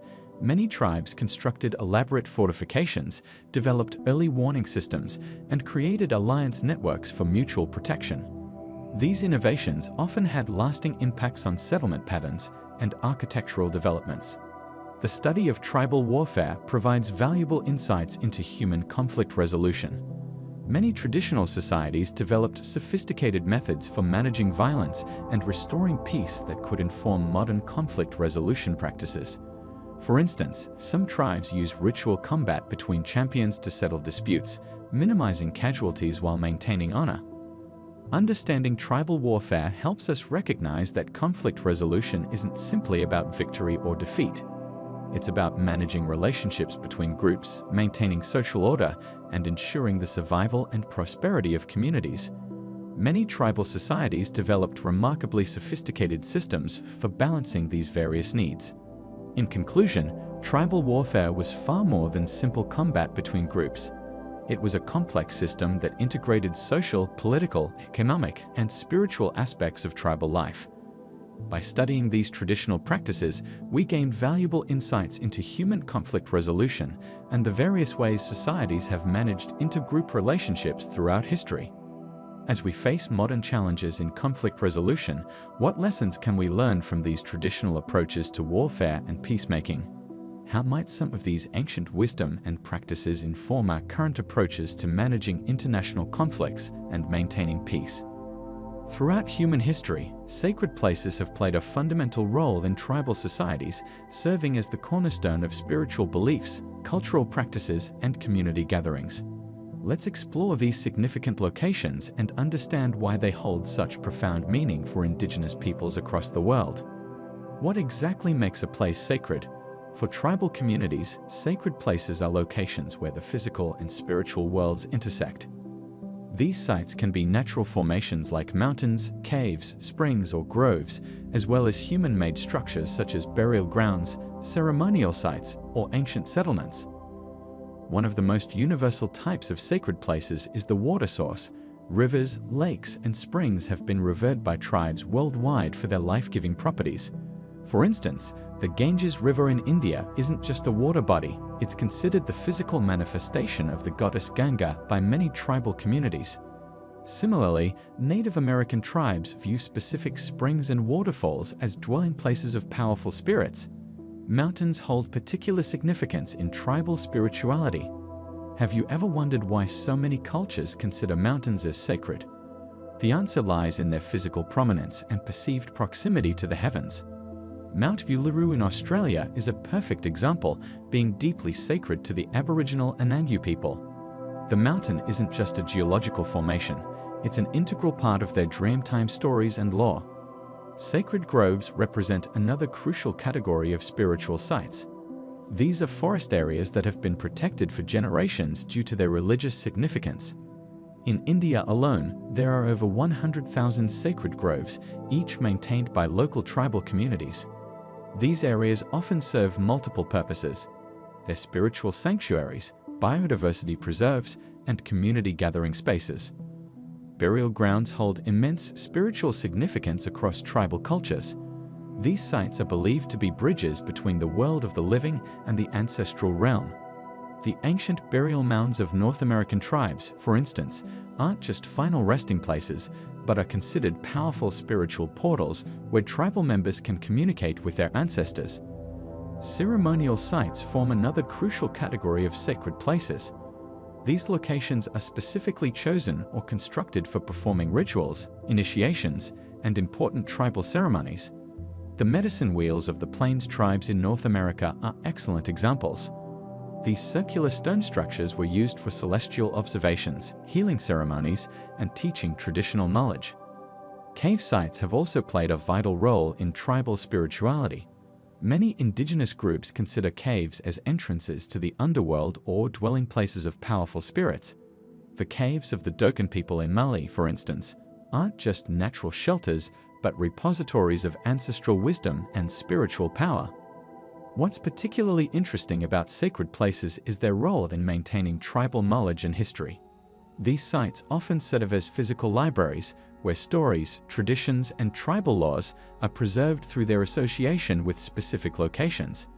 The Australian Aboriginal Songlines, for example, use sacred places as geographical markers in their oral traditions, helping to preserve and transmit cultural knowledge across generations. The protection of sacred places has become increasingly important in modern times. Many tribal communities face challenges in preserving their spiritual sites due to development projects, resource extraction, or tourism. Understanding the significance of these locations is crucial for their preservation. Sacred places also play a vital role in tribal healing practices. Many traditional healing ceremonies must be performed at specific sacred locations, believed to possess special powers or energy. These sites are often associated with particular medicinal plants or mineral springs used in traditional medicine. The concept of sacred space extends beyond physical locations in many tribal cultures. Some communities maintain portable sacred spaces through ceremonial objects, such as medicine bundles or sacred poles, which can transform any location into a temporary sacred site when properly consecrated.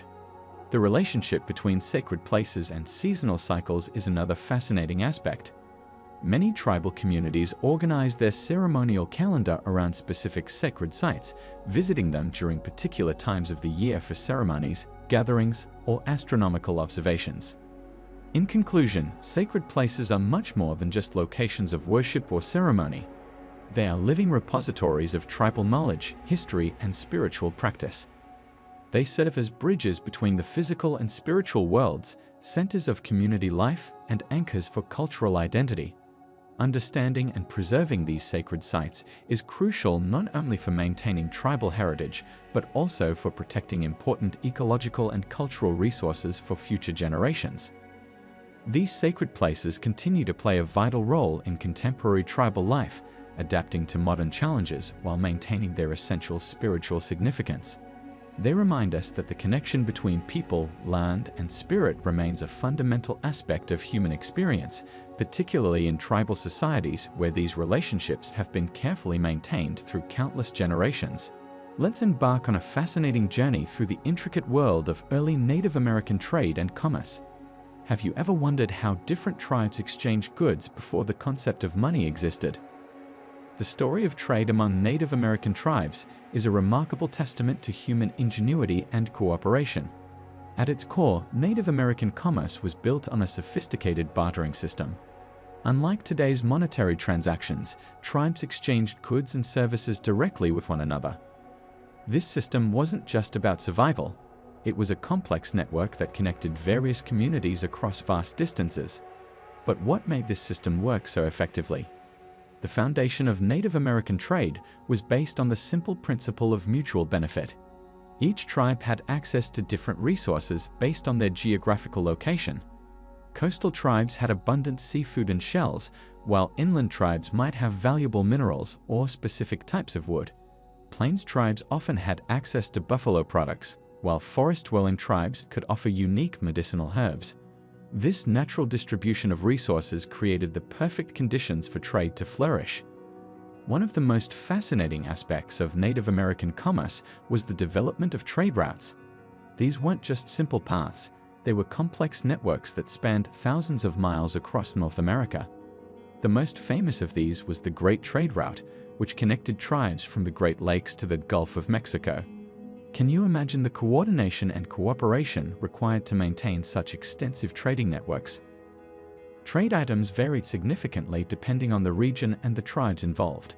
Common trade goods included buffalo hides and meat from plains tribes, shells and fish from coastal regions, copper from the Great Lakes area, obsidian from the Pacific Northwest, turquoise from the Southwest, corn, beans, and squash from agricultural tribes, pottery and woven goods from various regions. But how did tribes determine the value of items without currency? The answer lies in their sophisticated understanding of worth and necessity. Value was often determined by factors such as rarity of the material, distance it had traveled, skill required to create the item, practical utility, cultural or spiritual significance. Trading wasn't just about exchanging goods, it was also a crucial social activity. Trade gatherings often became important cultural events where different tribes would meet, share stories, arrange marriages, and maintain diplomatic relations. These gatherings helped maintain peace between tribes and facilitated the exchange of ideas, technologies, and cultural practices. The concept of silent trade was particularly interesting. Some tribes who spoke different languages or had traditional rivalries would practice this form of commerce. They would leave goods in a designated location and return later to find what had been offered in exchange. This practice demonstrated the incredible trust and honor system that existed between different groups. Native American commerce also included the concept of gift-giving as a form of trade. Unlike the European concept of immediate reciprocity, many tribes practiced delayed reciprocity, where gifts were given with the understanding that something would be returned at a later time. This system helped build long-term relationships between tribes and individuals. The role of trade in Native American society went beyond mere economics. It served as a diplomatic tool for maintaining peace, a method of cultural exchange, a way to ensure survival during difficult times, a means of spreading new technologies and innovations, a system for maintaining social relationships. The efficiency of these trading systems was remarkable. Goods could travel thousands of miles through multiple tribal territories, passing from one group to another. Items like obsidian from Wyoming have been found in Ohio, and copper from the Great Lakes has been discovered in the Gulf Coast region. How did such extensive trade networks function without modern transportation or communication? The answer lies in the sophisticated social structures and protocols that govern trade. Tribes developed standardized ways of determining value, establishing trust, and maintaining trading relationships. They created trading languages or sign languages to communicate across linguistic barriers. Some tribes even had specialized traders who were respected for their ability to negotiate fair exchanges. The impact of this trading system can still be seen in archaeological evidence today. Artifacts found at various sites reveal the extensive nature of pre-Columbian trade networks. These findings help us understand not just what was traded, but also how different cultures influenced each other through commerce. The arrival of European traders significantly impacted these traditional trading systems. The introduction of new goods, currency, and different trading practices gradually transformed Native American commerce. However, understanding these original trading systems helps us appreciate the sophisticated economic relationships that existed in pre-Columbian North America. As we reflect on these trading practices, we can see how they contributed to the rich tapestry of Native American culture. What lessons can we learn from these sustainable and community-oriented trading systems? How might these principles of fair exchange and mutual benefit inform our modern economic practices? The story of Native American trade and commerce reminds us that successful economic systems don't always need currency to function effectively. Instead, they require trust, cooperation, and a deep understanding of mutual benefit, principles that remain relevant in today's global economy. In early human societies, the way tasks and responsibilities were divided between men and women shaped much of how our ancestors lived and how societies developed. Let's explore these ancient gender roles and understand how they influenced human development. Have you ever wondered why certain jobs or responsibilities were traditionally associated with specific genders? The story begins with our earliest ancestors, where survival was the primary concern. In these early societies, gender roles weren't arbitrary, but often developed based on practical considerations and biological differences. Let's start with the most fundamental division: food acquisition. Archaeological evidence shows that in most hunter-gatherer societies, men typically took on the role of hunting large game. Why? This wasn't because women couldn't hunt, but rather because men's generally greater upper body strength and speed made them more effective at pursuing and taking down large animals. Additionally, women who were pregnant or nursing would have found it challenging to participate in long hunting expeditions. Women, on the other hand, were often responsible for gathering plants, fruits, nuts, and small animals. This role was crucial because gathered foods actually provided the majority of calories in most hunter-gatherer societies. Women's intimate knowledge of local plant life, including which plants were edible, medicinal, or poisonous, was essential for group survival. Did you know that in many hunter-gatherer societies, women's gathering activities provided up to 80% of the group's daily food intake? Child-rearing was another significant factor in early gender role development. Because women were the ones who could nurse infants, they naturally became the primary caregivers. This biological reality led to women typically staying closer to the home base, which in turn influenced other responsibilities they took on. They often became experts in food preparation, clothing production, and shelter maintenance. Tool making and craft production also showed interesting gender-based patterns. while both men and women made tools, they often made different types based on their primary activities.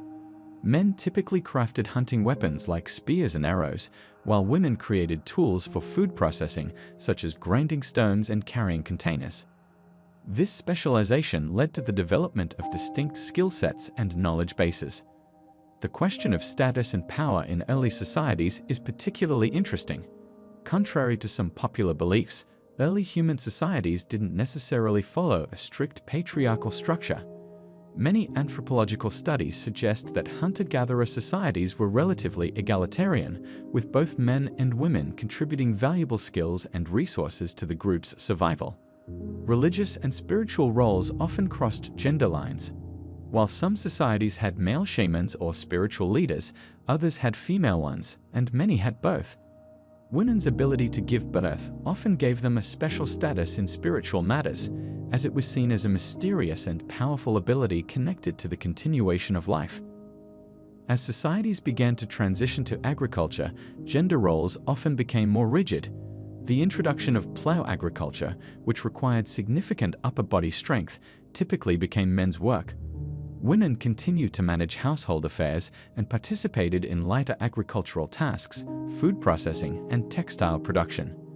This period marked a significant shift in how gender roles were structured.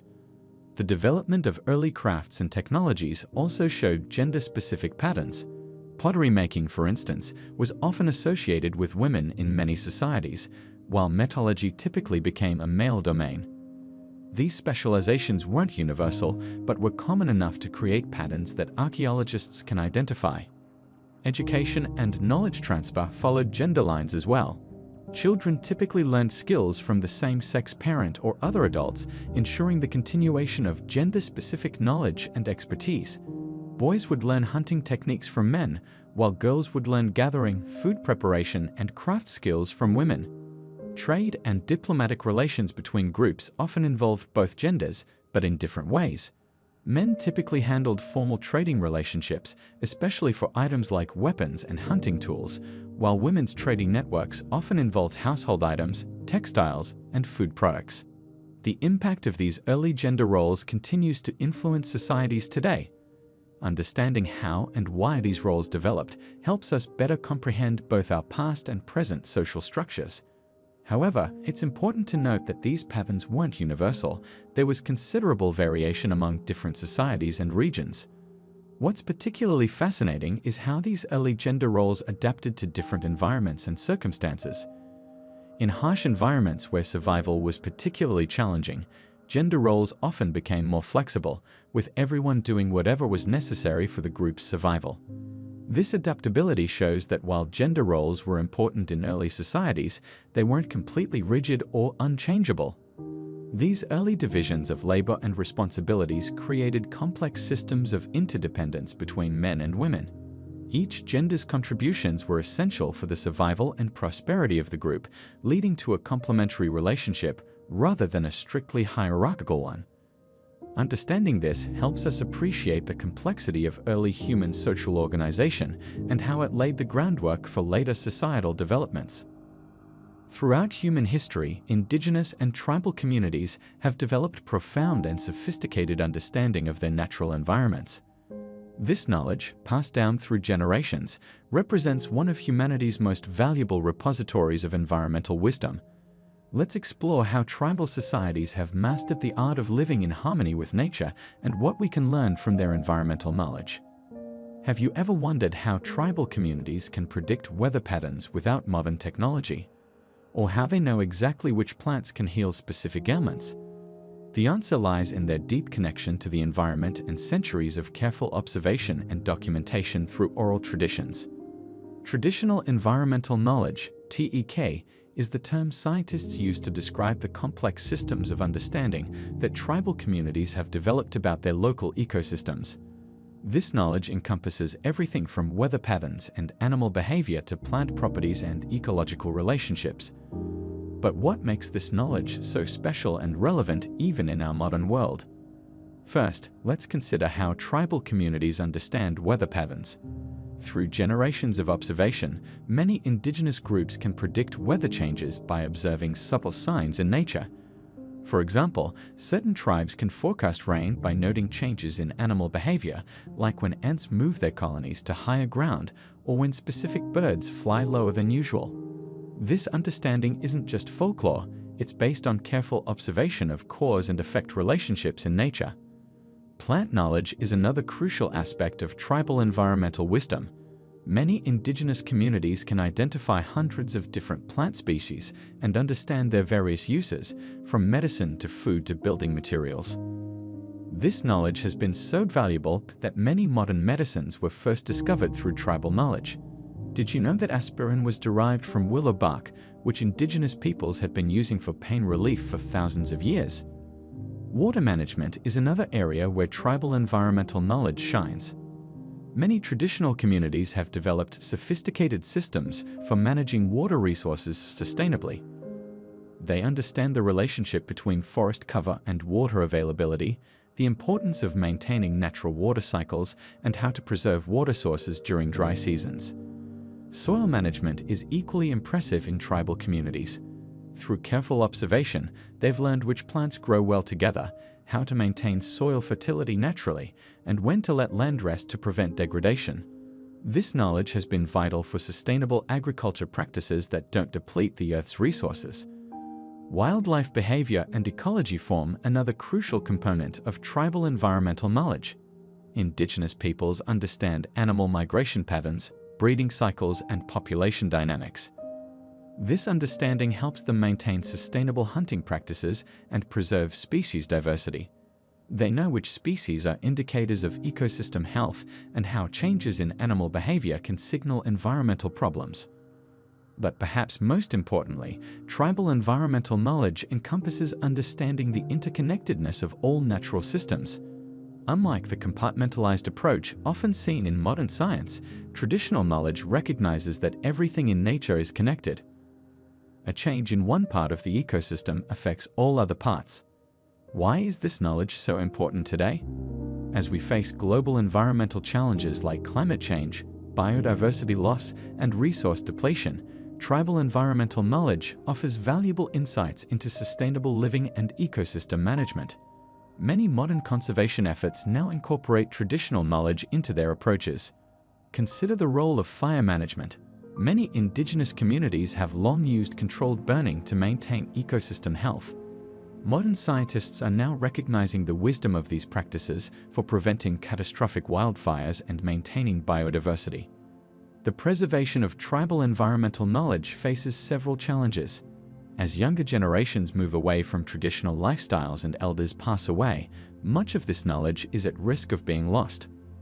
Additionally, environmental changes caused by climate change and development are making some traditional knowledge less applicable or harder to maintain. However, efforts are being made to document and preserve this valuable knowledge.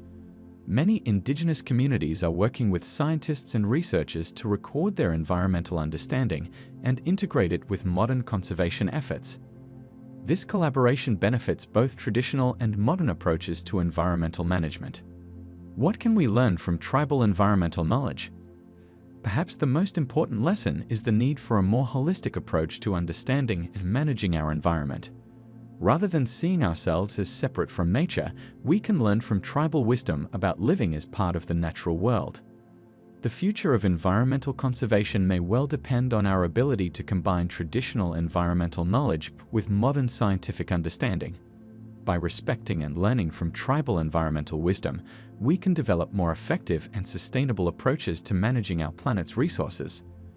As we face unprecedented environmental challenges, the value of tribal environmental knowledge becomes increasingly clear. It reminds us that humans can live sustainably within natural systems and that ancient wisdom can help guide us toward a more sustainable future. Isn't it time we paid more attention to these time-tested understandings of our natural world? The role of tribal elders is crucial in these justice systems. They serve not just as judges but as keepers of traditional law and custom. Their decisions are respected because they're seen as having accumulated wisdom and understanding of community values. But how do they make these decisions? They often rely on oral histories and precedents, traditional customs and values, understanding of family and clan relationships, knowledge of spiritual and cultural practices, community input, and consensus. Tribal justice systems also typically incorporate spiritual elements, recognizing that justice has both physical and spiritual dimensions. Many tribes believe that wrongdoing creates spiritual imbalance that must be addressed alongside the practical consequences. This might involve cleansing ceremonies, prayer and meditation, consultation with spiritual leaders, recognition of supernatural consequences, ritual restoration of harmony. One fascinating aspect of tribal justice systems is their approach to truth-finding. Unlike Western courts, which rely on adversarial procedures, many tribal systems use methods that encourage honest confession and community dialogue. The emphasis is on finding the truth through open dialogue between all parties, community witnessing, spiritual ceremonies, elder guidance, consensus building. The concept of punishment in tribal justice systems is particularly interesting. Instead of focusing on retribution, punishment often serves educational and rehabilitative purposes. The goal is to help the offender understand the impact of their actions and find a way to make amends. This might include public acknowledgement of wrongdoing, learning traditional teachings, performing community service, making restitution to victims, participating in healing ceremonies. Modern applications of tribal justice systems continue to evolve. Many indigenous communities now blend traditional methods with contemporary legal practices, creating hybrid systems that maintain cultural values while addressing modern challenges. This adaptation shows how traditional principles can be applied to modern problems. Cultural practices can coexist with state legal systems. Indigenous communities maintain sovereignty. Traditional wisdom remains relevant. Justice can be both restorative and effective. The effectiveness of tribal justice systems is evidenced by their continued use and adaptation in many indigenous communities worldwide. Research has shown that these traditional approaches often result in lower recidivism rates, better community cohesion, more satisfactory resolution for victims, stronger cultural preservation, more sustainable peace within communities. Understanding tribal justice systems is crucial for several reasons. First, it helps preserve important cultural knowledge and practices. Second, it offers alternative approaches to justice that might benefit modern legal systems. Finally, it helps us understand how different societies can maintain order and harmony through different means. These traditional systems remind us that justice doesn't always have to be punitive to be effective. By focusing on restoration, healing, and community harmony, tribal justice systems offer valuable lessons for modern society. As we face contemporary challenges in our justice systems, perhaps there's wisdom to be found in these ancient practices that have stood the test of time. What lessons can modern society learn from these traditional approaches to justice? How might principles of restorative justice be applied more broadly in contemporary legal systems? These questions continue to intrigue legal scholars and practitioners as they seek to create more effective and humane justice systems for the future. The story of agriculture is the story of human civilization itself. Let's explore how our ancestors transformed from hunters and gatherers into settled farmers, fundamentally changing the course of human history. Have you ever wondered why humans decided to start farming in the first place? The transition to agriculture began roughly 12,000 years ago, during what scientists call the Neolithic Revolution. This wasn't a sudden change, but a gradual process that occurred independently in different parts of the world. In the Fertile Crescent, stretching from modern-day Egypt to Iraq, early humans first began to experiment with cultivating wild grains like wheat and barley. The earliest farming practices were remarkably simple but innovative for their time. Early farmers would identify wild plants that provided good food sources and begin to deliberately plant their seeds. They learned through observation and experience that seeds needed to be planted at certain times of the year, required regular watering, and had to be protected from wild animals and harsh weather conditions. One of the most significant early agricultural developments was seed selection. Tribal farmers would save seeds from plants that produced the best yields or had desirable characteristics like larger grains or stronger stalks. This was humanity's first foray into genetic modification, albeit a very primitive one. Over generations, this selective breeding led to domesticated crops that were quite different from their wild ancestors. Water management was another crucial aspect of early agriculture. Tribal societies quickly learned that plants needed consistent water to grow, leading to the development of various irrigation techniques. Some groups dug simple channels to direct water from rivers to their fields, while others created basic catchment systems to collect rainwater. Did you know that some of these ancient irrigation systems were so well designed that similar principles are still used today? The development of tools was integral to agricultural success. Early farmers created digging sticks hardened by fire, stone hoes, and eventually metal tools to work the soil. They invented baskets and pottery for storing seeds and harvested crops. These technological innovations might seem basic to us now, but they represented major advances in human capability. Seasonal awareness became increasingly important in agricultural societies. Tribal farmers had to develop detailed knowledge of weather patterns, seasonal changes, and astronomical observations to know when to plant and harvest. Many early agricultural calendars were based on careful observation of natural cycles, including the movements of stars and the behavior of animals. The practice of agriculture led to significant social changes in tribal societies.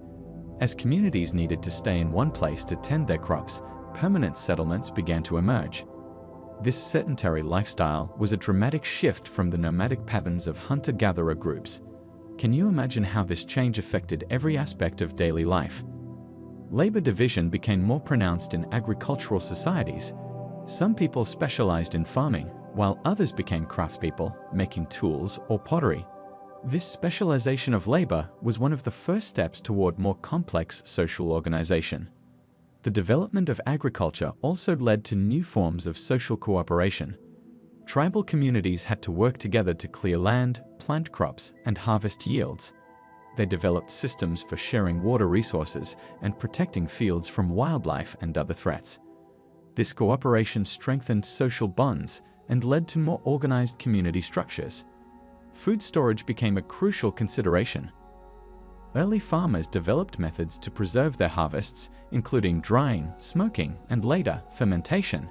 They built storage facilities to protect grain from moisture, insects, and rodents. These storage capabilities allowed communities to survive during times of poor harvests and enabled population growth. The relationship between humans and animals also changed dramatically with the advent of agriculture. Many tribal societies began domesticating animals not just for meat, but as agricultural helpers. Dogs helped protect crops from wildlife, while larger animals like oxen were eventually used for plowing fields. Environmental management became increasingly sophisticated. Early farmers learned to recognize soil quality and developed methods to maintain soil fertility. They practiced crop rotation, though not in the systematic way we know today, and learned to use animal manure as fertilizer. Some groups also practiced slash-and-burn agriculture, clearing forest areas for temporary cultivation. The impact of early agriculture on human health was significant, but not always positive. While farming provided a more reliable food source, it also led to less dietary diversity compared to hunter-gatherer lifestyles. Archaeological evidence shows that early agricultural societies often experienced more nutritional deficiencies and health problems than their hunting and gathering predecessors. Agricultural knowledge was passed down through generations orally and through practical demonstration. Tribal societies developed rich traditions around farming practices, often incorporating religious or spiritual elements. Many created ceremonies and rituals around planting and harvesting, some of which survive in modified forms to this day. The development of agriculture was truly a revolutionary change in human history, laying the groundwork for all subsequent civilizations. It transformed not just how humans obtained food, but how they lived, worked, and organized their societies. The agricultural practices developed by these early farming communities continue to influence how we grow food today, reminding us that innovation often builds upon the wisdom of our ancestors. Have you ever wondered how our ancestors entertained themselves without smartphones, television, or modern sports equipment? Let's embark on a fascinating journey through time to explore the rich world of tribal games and recreational activities that have shaped human culture for thousands of years. Tribal games weren't just about entertainment, they served multiple purposes in ancient societies. These activities helped develop essential survival skills, promoted social bonding, and often held deep cultural and spiritual significance. Many of these games continue to influence modern sports and recreational activities today. One of the most widespread forms of tribal games was ball games. Archaeological evidence shows that nearly every ancient civilization had some form of ball game. The Maya and Aztec civilizations played a game called Poctapoc, where players had to hit a rubber ball through stone hoops using only their hips. This wasn't just a casual game, it held religious significance and sometimes ended in human sacrifice. The winners, surprisingly, were often the ones sacrificed, as it was considered an honor to be offered to the gods. In North America, Native American tribes played a game called lacrosse, which they called the Creator's Game or the Medicine Game. Did you know that modern lacrosse evolved directly from this tribal game? The original version could involve hundreds of players, with matches lasting several days and spanning miles of territory. The game served as a way to settle disputes between tribes and was believed to have healing properties. Wrestling appears in the historical records of virtually every tribal society. From the Nuba tribes of Sudan to the indigenous peoples of Brazil, wrestling matches were used to determine leadership, settle conflicts, and train warriors. These matches often incorporated ritual elements and specific rules that reflected each culture's values and beliefs. Traditional archery games were crucial for developing hunting skills. Many tribes in Asia and the Americas held archery competitions that tested accuracy, speed, and strength. In Bhutan, archery remains the national sport, with competitions featuring traditional bamboo bows and arrows. These events aren't just about hitting targets, they're social gatherings with singing, dancing, and festive celebrations. Have you heard of the Native American game of ring and pin? This game of skill, found in various forms across different tribes, involved catching a small ring or target on a pin or string. While it might sound simple, it required exceptional hand-eye coordination and was used to develop fine motor skills necessary for hunting and crafting. The Aboriginal peoples of Australia had numerous traditional games, including Marngrook, which some historians believe influenced the development of Australian rules football. The game involved kicking a ball made from possum skin stuffed with charcoal and feathers, with players attempting to catch it at its highest point. Stick games were popular among many Native American tribes. These games involved hiding small objects and having opponents guess their location. While seemingly straightforward, these games taught observation skills, patience, and strategic thinking. They also served as gambling activities, with players wagering valuable items. Racing games were universal across tribal cultures. The Tarahumara people of Mexico, known for their incredible endurance, participated in kickball races that could cover over 100 miles.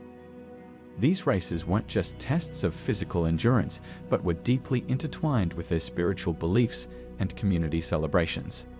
Traditional board games also played a significant role in tribal societies. The African game of Mancala, which uses seeds or stones moved around a board with multiple wells, taught mathematical concepts and strategic thinking.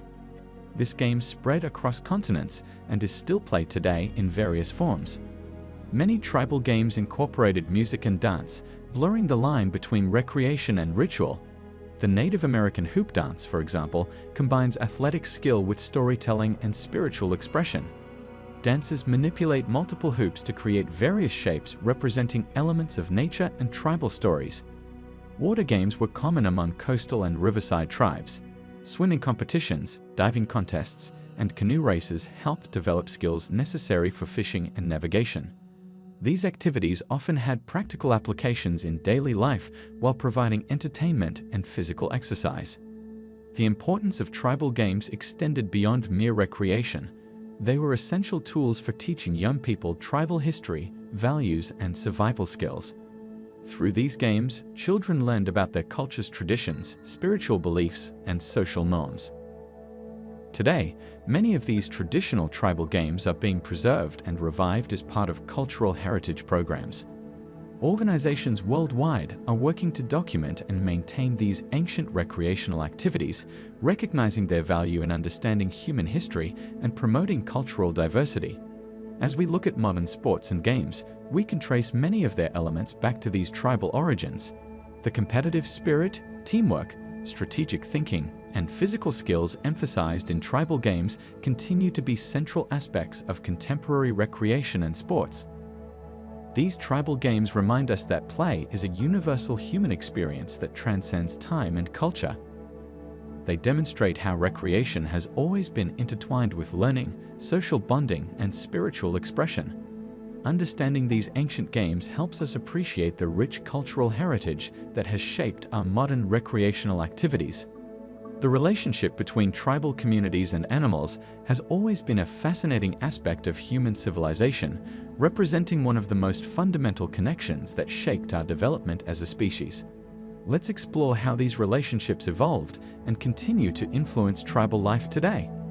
Have you ever wondered why certain tribes have such deep spiritual connections with specific animals?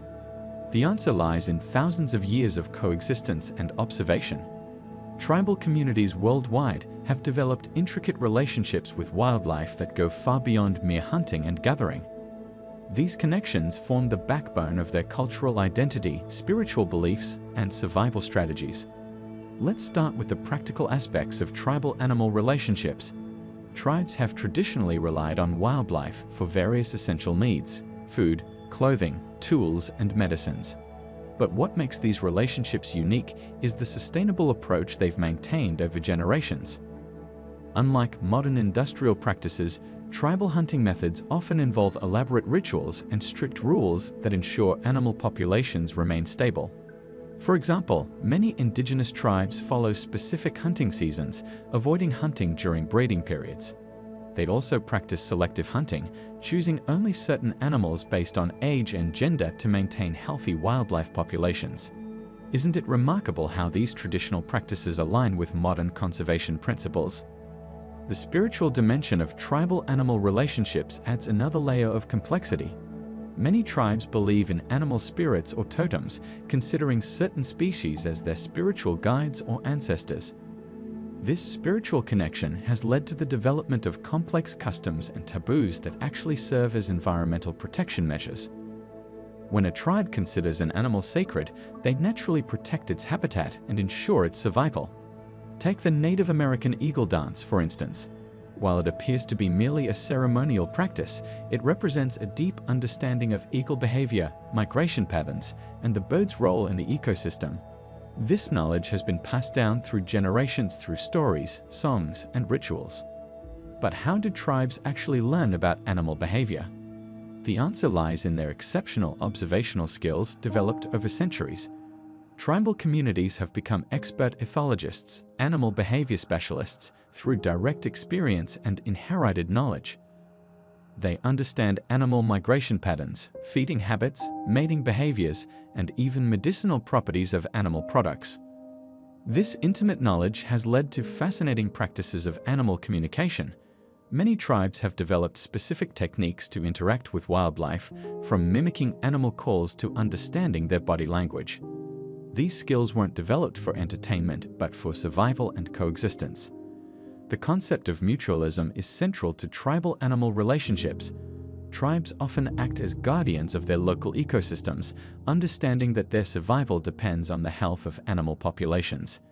This has led to traditional conservation practices that modern science is only now beginning to appreciate. For instance, some tribes rotate their hunting grounds to allow animal populations to recover, a practice that predates modern wildlife management techniques.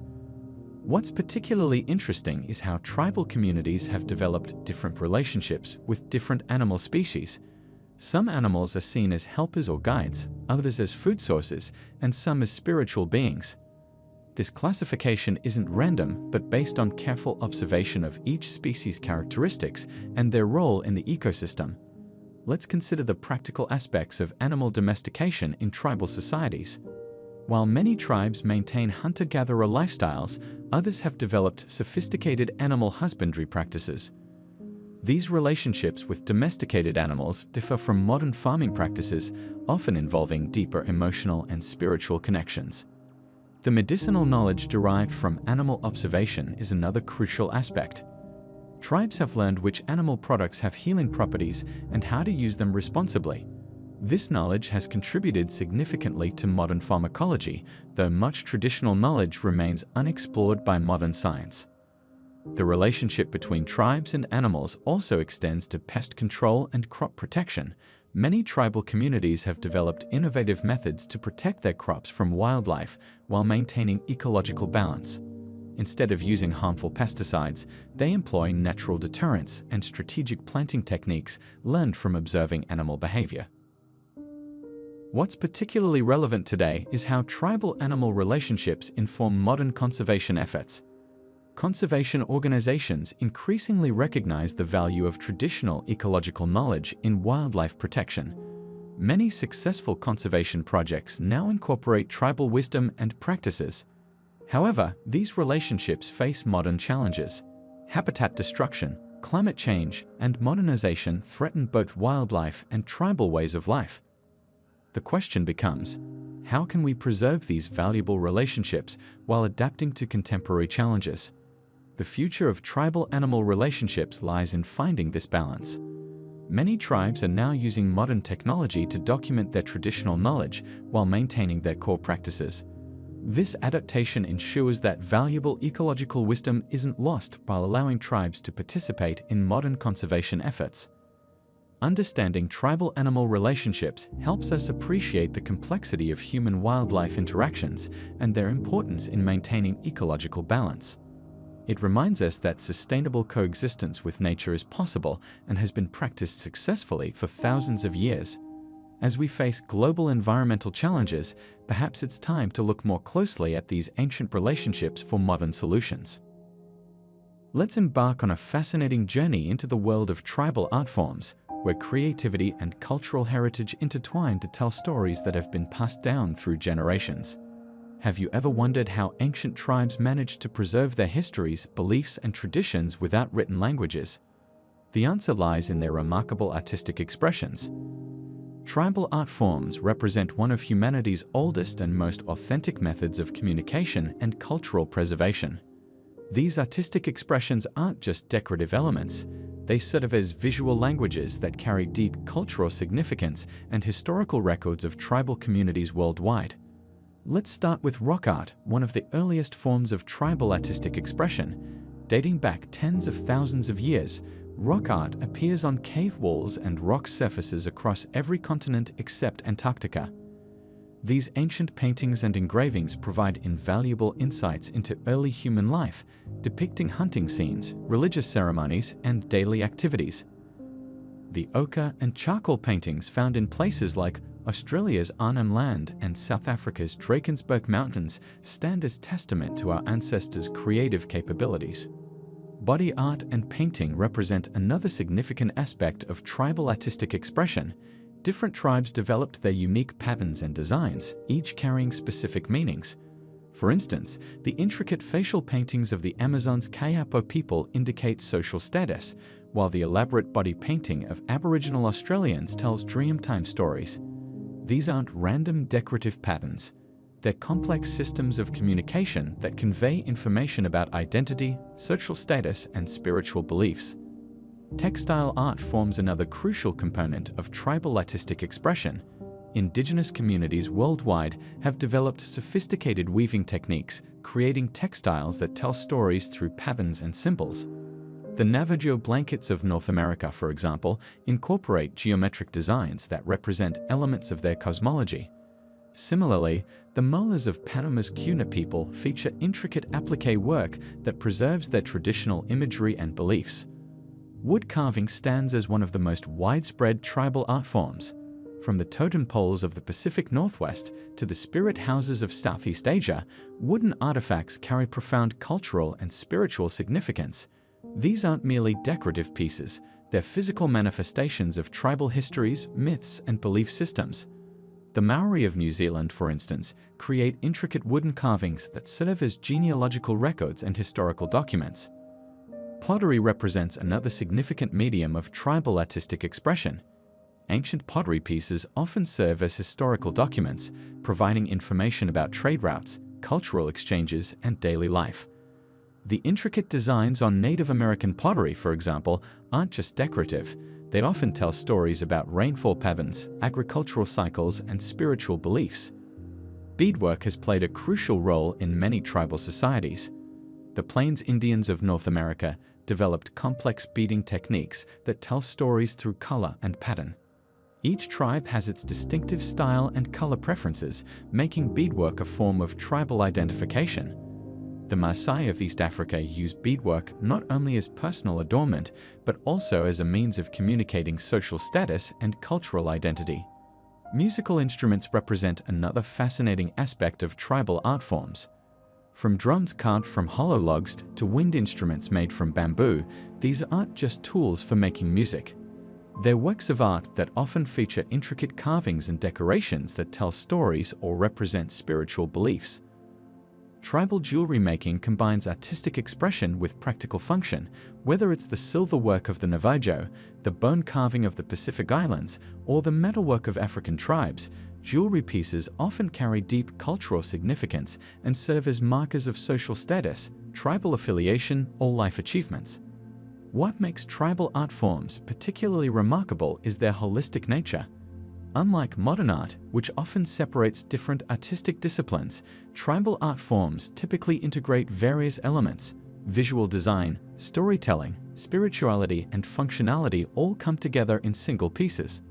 Moreover, tribal art forms are typically sustainable and environmentally conscious, using locally available materials and natural pigments. This connection to the natural world isn't just practical. It's deeply embedded in the artistic process and final products, reflecting these communities' profound relationship with their environment. The preservation of these art forms faces significant challenges in our modern world. As indigenous communities adapt to contemporary life, traditional artistic practices risk being lost. However, many communities are finding innovative ways to maintain their artistic heritage while adapting to modern contexts. Some are incorporating contemporary materials while maintaining traditional designs and meanings, while others are using modern technology to document and preserve traditional techniques. Understanding tribal art forms isn't just about appreciating their aesthetic value. It's about recognizing them as complex systems of communication, historical records, and cultural preservation. These artistic expressions provide valuable insights into different ways of seeing and interpreting the world, reminding us that art isn't just about creating beauty. It's about maintaining cultural identity, preserving history, and expressing fundamental truths about human experience. Have you ever considered how these ancient artistic traditions continue to influence contemporary art and design?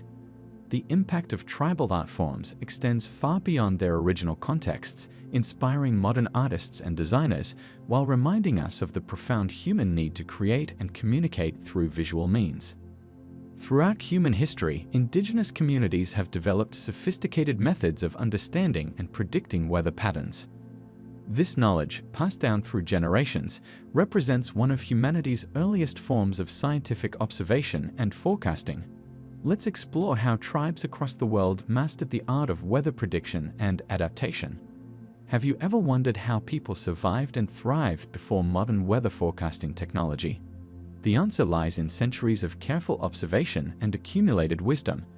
Indigenous communities developed remarkable skills in reading natural signs that helped them prepare for weather changes and seasonal transitions.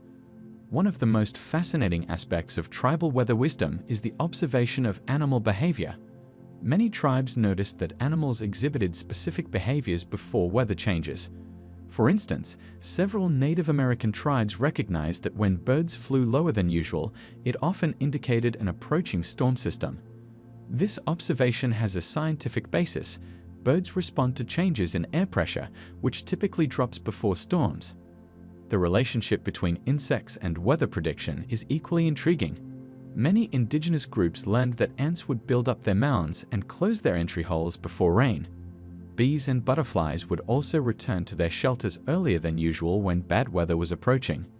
These observations weren't mere coincidences, but reflected animals' natural sensitivity to atmospheric changes. Cloud patterns played a crucial role in tribal weather forecasting. Different tribes developed detailed classifications of cloud types and their associations with specific weather conditions. For example, the Maori people of New Zealand identified particular cloud formations they called mackerel sky, clouds that look like fish scales, which often preceded storms. This knowledge aligns with modern meteorological understanding of altocumulus clouds and their connection to approaching weather systems. Plant behavior served as another reliable indicator. Many tribes noticed how certain plants would close their flowers or curl their leaves before rain. The Zuni people of North America observed that when desert plants released their seeds, it often indicated upcoming favorable weather conditions. These botanical indicators were so reliable that many farming communities based their planting schedules on them. The moon and its various phases were integral to tribal weather prediction systems. Many indigenous communities understood the correlation between lunar phases and weather patterns. They noticed that weather changes often occurred around the time of new or full moons. Modern science has since confirmed that lunar cycles can influence atmospheric pressure and tidal patterns, which in turn affect weather conditions. Seasonal prediction was perhaps one of the most crucial aspects of tribal weather wisdom. Communities developed complex calendars based on natural indicators that helped them prepare for seasonal changes. For instance, Australian Aboriginal peoples recognized 6 distinct seasons in some regions, each marked by specific natural events and weather patterns. This knowledge was essential for hunting, gathering, and agricultural activities. Wind patterns were carefully studied and understood.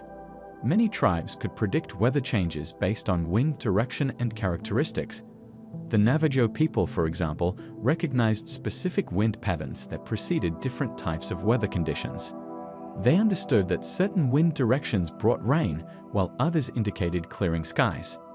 Color variations in the sky, particularly during sunrise and sunset, were important weather indicators. The old saying, "Red sky at night, sailors delight," "Red sky in morning, sailors take warning," has roots in ancient weather wisdom and is scientifically accurate. Many tribes had similar observations about sky colors and their weather implications. The practical applications of this weather wisdom were far-reaching. Communities used this knowledge to plan agricultural activities, prepare for severe weather events, schedule important ceremonies and gatherings, organize hunting and gathering expeditions, design and modify shelters, plan seasonal migrations. This traditional knowledge wasn't just about prediction. It included sophisticated adaptation strategies. Tribes developed various techniques to protect themselves and their resources from adverse weather conditions. They designed homes to withstand specific weather patterns, created food storage systems for difficult seasons, and developed agricultural practices that worked with natural weather cycles. What's particularly remarkable is how this weather wisdom often incorporated multiple indicators. Tribes didn't rely on single signs, but looked for patterns and correlations among various natural phenomena. This holistic approach to weather prediction often proved more reliable than looking at isolated indicators. Modern science has validated many aspects of traditional weather wisdom. Meteorologists now understand the scientific principles behind many of these ancient observations. For instance, the behavior of animals before storms can be explained by their ability to detect changes in barometric pressure and low-frequency sounds. The relevance of tribal weather wisdom extends to contemporary times. As climate change presents new challenges, many communities are returning to traditional knowledge to understand and adapt to changing weather patterns. This ancient wisdom, combined with modern scientific understanding, offers valuable insights for dealing with current environmental challenges. In conclusion, tribal weather wisdom represents a sophisticated system of environmental observation and prediction that developed over thousands of years. It demonstrates how careful observation of natural phenomena can lead to accurate weather forecasting without modern technology. This knowledge continues to be relevant today, offering valuable lessons about sustainable living and environmental awareness. As we face increasing climate challenges, perhaps it's time to pay more attention to this ancient wisdom that helped communities survive and thrive for generations. Have you ever wondered how ancient tribes welcomed new life into their communities? The story of birth customs and early childhood care among indigenous peoples reveals fascinating practices that have been passed down through generations, some of which continue to influence modern approaches to childbirth and infant care. Let's begin by understanding the profound significance of childbirth in tribal societies. Unlike today's largely medicalized approach, traditional communities viewed birth as a deeply spiritual and communal event. The entire process, from pregnancy to postpartum care, was steeped in cultural practices that ensured both mother and child's well-being. During pregnancy, expectant mothers in many tribes followed specific dietary guidelines. These weren't arbitrary restrictions, but rather carefully observed practices passed down through generations. For instance, many Native American tribes encouraged pregnant women to eat specific foods believed to promote easy delivery and healthy babies. These often included nutrient-rich wild berries, lean meats, and particular medicinal herbs. The role of tribal midwives was particularly significant.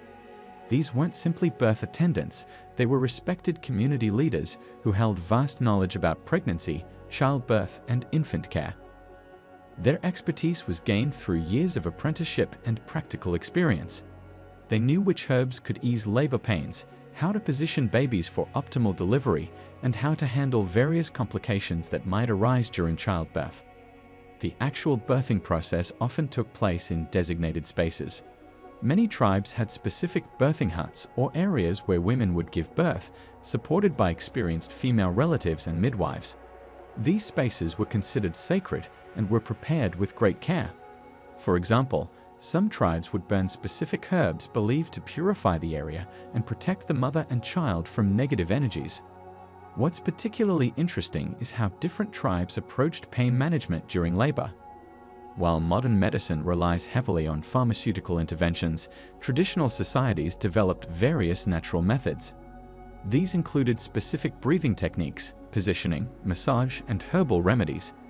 Some tribes used special chants or songs believed to provide strength to the laboring mother. The immediate postpartum period was treated with great importance. Many tribes observed specific practices for the first 40 days after birth.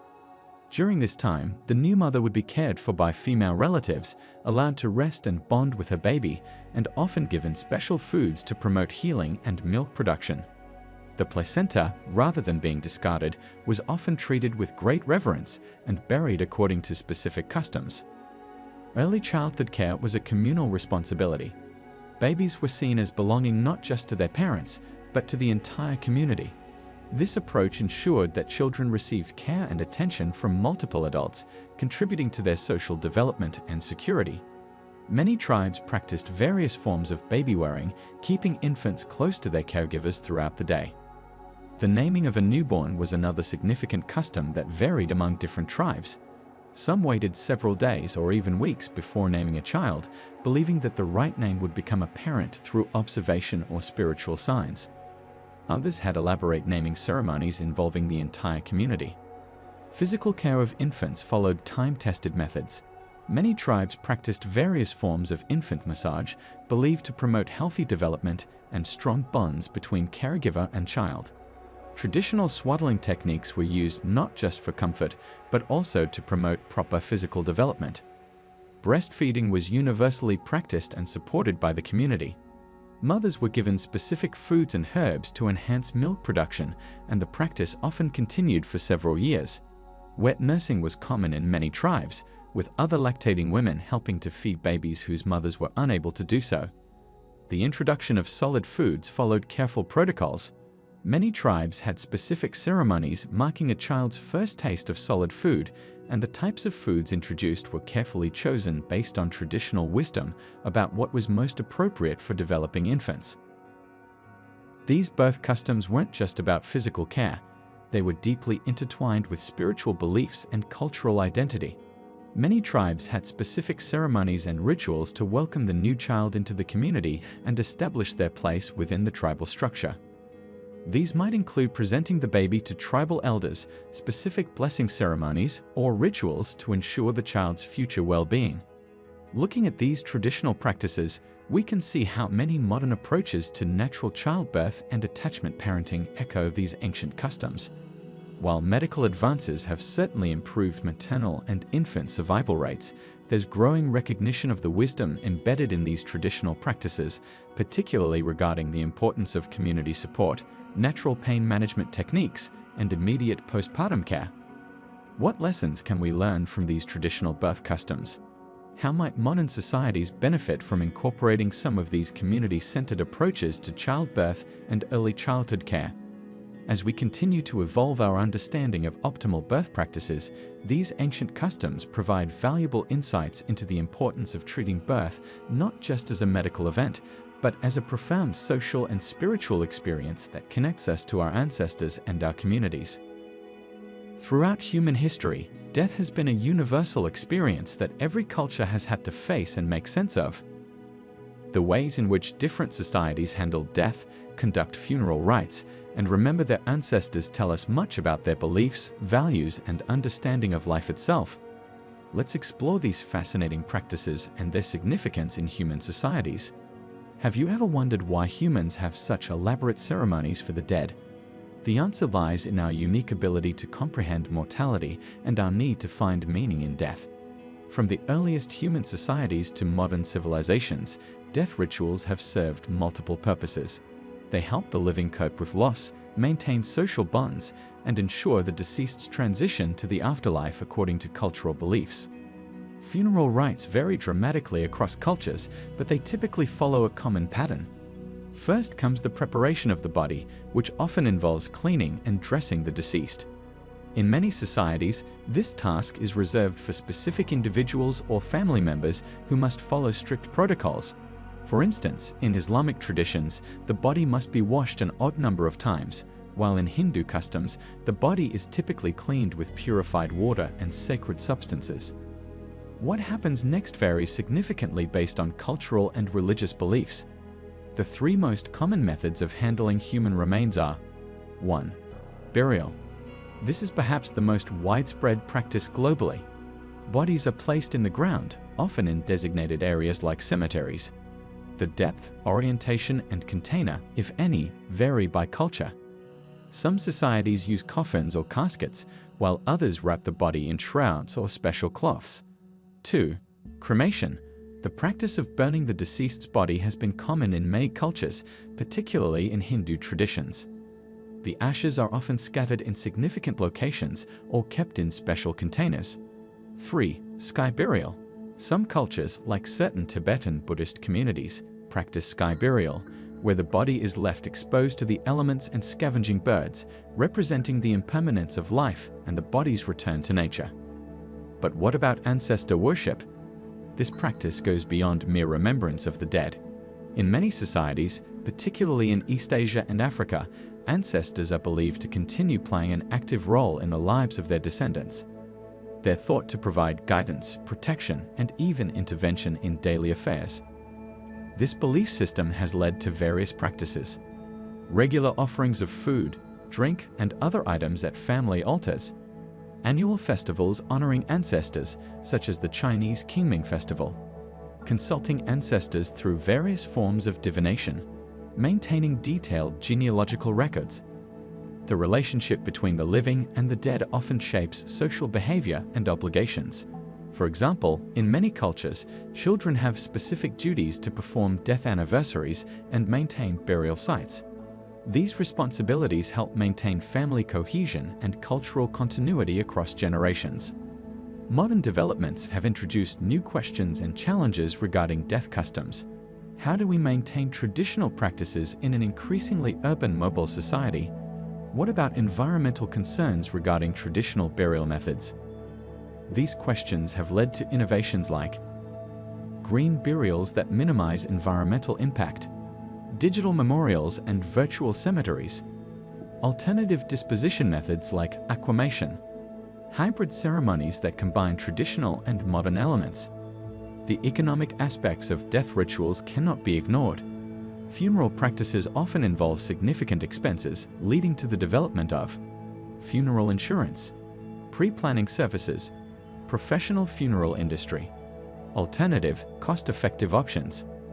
The psychological importance of death rituals is well documented. They serve several crucial functions. 1. Providing closure for the bereaved. 2. Creating a supportive community environment.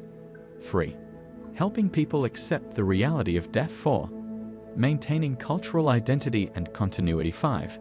Providing structured ways to express grief.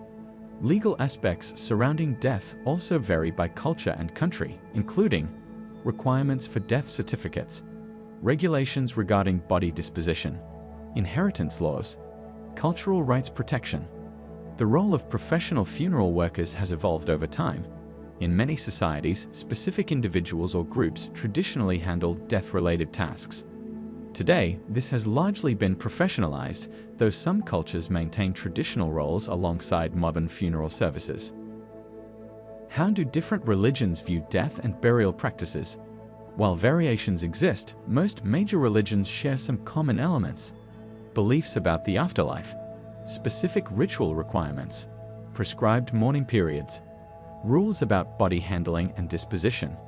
The impact of globalization on death customs has been significant. As populations become more mobile and multicultural, we see adaptation of traditional practices to new environments, fusion of different cultural elements, development of new hybrid customs, greater acceptance of diverse practices. Understanding death customs helps us appreciate human diversity while recognizing our common needs in facing mortality. These practices reflect our shared humanity and the universal need to find meaning in death, honor our loved ones, and maintain connections across generations. What does the future hold for death customs? As society continues to evolve, we're likely to see more environmentally conscious practices, integration of technology in memorialization, greater personalization of funeral services, continued adaptation of traditional practices to modern contexts. Death customs and burial practices remain central to human society, helping us navigate one of life's most challenging transitions while maintaining cultural continuity and social bonds. They remind us that despite our differences, we share common needs in facing mortality and remembering those who came before us. Throughout human history, the ability to navigate has been crucial for survival, exploration, and the development of civilizations. Let's explore how tribal societies developed sophisticated methods of finding their way across land and sea, methods that continue to influence modern navigation techniques. Have you ever wondered how ancient peoples could travel vast distances without GPS or compasses? The answer lies in their deep understanding of natural phenomena and their environment. Traditional navigation methods were developed through generations of careful observation and practical experience, passed down through oral traditions and hands-on teaching. One of the most fundamental aspects of tribal navigation was celestial navigation. Ancient navigators looked to the stars as their guide, particularly the North Star Polaris in the Northern Hemisphere. This star appears to remain stationary while other stars rotate around it, making it an invaluable reference point. But how did they use it? By measuring the angle between Polaris and the horizon, navigators could determine their latitude with remarkable accuracy. The sun played an equally important role in daytime navigation. Tribal peoples learned to track its path across the sky. Understanding that it rises in the east and sets in the west, they developed methods to use the sun's position at different times of the day to maintain direction. Many tribes created simple yet effective solar calendars, marking specific points on the horizon where the sun would rise or set during different seasons. What about when the sky was cloudy? This is where reading the landscape became crucial. Tribal navigators learned to interpret natural signs such as 1. Wind patterns. Prevailing winds blow consistently from certain directions in specific regions. 2. Ocean swells. Regular wave patterns that maintain consistent directions. 3. Cloud formations. Certain cloud types form over land masses. 4. Animal behavior. Migration patterns and animal habits indicate direction. 5. Vegetation. Plants often grow differently on various sides of hills or trees. The Polynesian peoples developed particularly sophisticated navigation techniques for ocean voyaging. They created stick charts, which weren't maps in the conventional sense, but rather representations of ocean swells, currents, and wave patterns. These charts helped navigators understand and memorize the feel of different ocean movements, allowing them to maintain course even when land wasn't visible. Indigenous Australian peoples developed intricate songlines, oral maps encoded in traditional songs, stories, and ceremonies. These contained detailed information about landmarks, water sources, and safe passages across vast territories. The songs served as both navigation tools and cultural archives, preserving knowledge about the land for future generations. In North America, Native American tribes developed sophisticated methods of trail marking. They would bend young trees in specific directions to create permanent trail markers known as Indian trail trees or marker trees. These living signs would continue growing while maintaining their distinctive shapes, providing long-lasting navigational aids. Natural features played a crucial role in tribal mapping systems. Mountains, rivers, distinctive trees, or rock formations served as reference points. But unlike modern maps, tribal maps were often more conceptual than literal, focusing on relationships between places rather than exact distances and scales. Weather reading was another essential aspect of tribal navigation. Understanding cloud patterns, wind directions, and animal behavior helped predict weather conditions, which was crucial for planning safe journeys. Many tribes developed extensive knowledge of weather indicators that rivaled modern meteorological understanding. What about distance measurement? Tribal peoples developed various methods to measure and communicate distances. Some used days' journey measurements, while others referenced specific landmarks or natural events. These measurements were often more practical than precise, but they served their purposes effectively. The transmission of navigation knowledge was a crucial aspect of tribal life. Young navigators would spend years learning from experienced elders, memorizing star patterns, wind conditions, ocean swells, and countless other natural signs. This knowledge was often considered sacred and was protected through careful teaching and selective sharing. Modern science has validated many traditional navigation methods. For example, studies have shown that Polynesian navigators could detect islands beyond the horizon by observing how ocean swells bent around them, creating distinctive wave patterns. This demonstrates the sophistication of these ancient techniques. Today, these traditional navigation methods continue to influence modern practices. Many wilderness survival techniques are based on ancient tribal knowledge. Military personnel are still taught natural navigation methods as backup systems. Even some modern sailors and pilots study traditional celestial navigation as a failsafe for electronic systems. The study of tribal navigation reveals something profound about human ingenuity and our relationship with the natural world. These methods weren't just about getting from point A to point B, they represented a deep understanding of natural systems and our place within them. They remind us that sophisticated knowledge can exist without modern technology and that there's still much we can learn from traditional wisdom. As we rely increasingly on electronic navigation aids, what valuable insights might we be losing? How can we preserve and learn from these traditional navigation methods? These questions become increasingly relevant as we face challenges in our modern world where technology might not always be available or reliable. Traditional navigation methods teach us that understanding our environment isn't just about survival, it's about developing a deeper connection with the world around us. This knowledge continues to be relevant today, not just for practical navigation, but for maintaining our connection to the natural world and our ancestral wisdom. Have you ever wondered how our ancestors first discovered and mastered the art of making fire? This remarkable discovery fundamentally changed the course of human history, and its impact continues to echo through generations. Let's explore the fascinating world of traditional fire-making methods and understand why fire became such a crucial element in tribal societies. Fire-making is one of humanity's most significant technological achievements. Archaeological evidence suggests that the controlled use of fire dates back at least 1 million years, with the earliest definitive evidence found at Wonderwerk Cave in South Africa. But how did different tribes around the world develop their unique methods of creating and maintaining this essential resource? The most primitive and widespread method of fire-making is friction-based. The hand drill technique, used by indigenous peoples across multiple continents, involves rotating a wooden spindle against a fireboard. This method requires tremendous skill and patience. The friction between these two pieces of wood creates an ember, which is then carefully transferred to a tinder bundle. The process demands specific types of wood with different properties, one harder and one softer, to create the necessary friction. Another common traditional method is the bow drill, which represents an advancement over the hand drill. This technique uses a bow, similar to an archer's bow, to rotate the spindle, allowing for greater speed and pressure while requiring less physical exertion. The bow drill was particularly popular among North American tribes and remains a reliable fire-starting method taught in survival skills today. The fire plow, predominantly used in the Pacific Islands and Southeast Asia, involves rubbing a hardwood stick along a groove in a softer piece of wood. This method creates fine wood dust that, when heated through friction, forms an ember.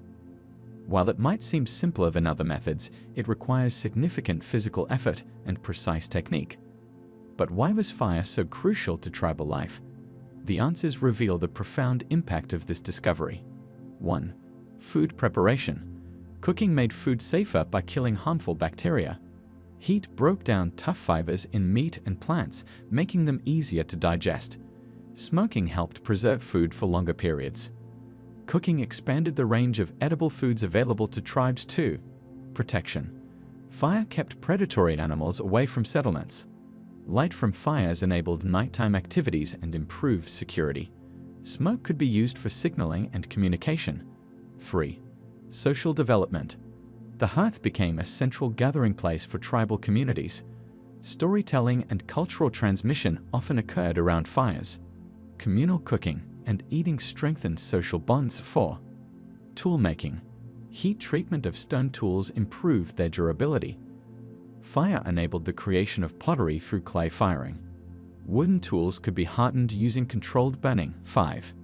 Environmental management. Controlled burning helped maintain grasslands. Fire was used to drive game during hunting.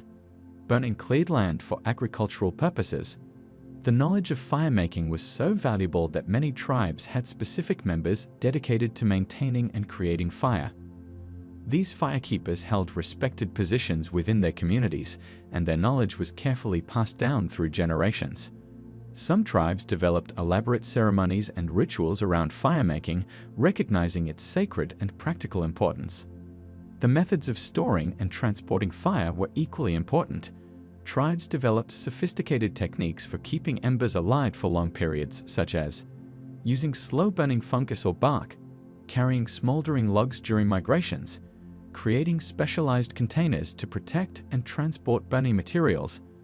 Different environments required different approaches to firemaking. Desert-dwelling tribes might use sun-dried materials for tinder, while rainforest inhabitants needed to find and protect naturally dry materials. This led to the development of diverse firemaking techniques adapted to local conditions.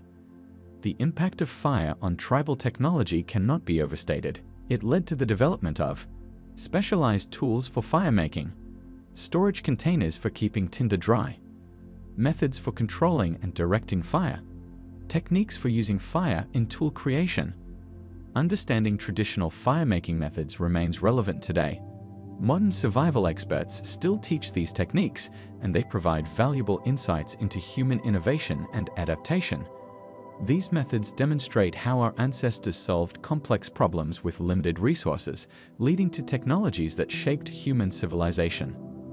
The legacy of tribal firemaking continues to influence modern practices in wilderness survival training, cultural preservation efforts, archaeological understanding, sustainable living practices.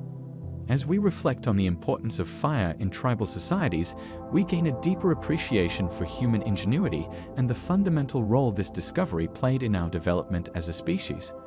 The ability to create and control fire marked a turning point in human evolution, enabling countless technological and social advancements that followed. What other ancient technologies might hold similar significance in human history? How did the mastery of fire influence the development of early human societies?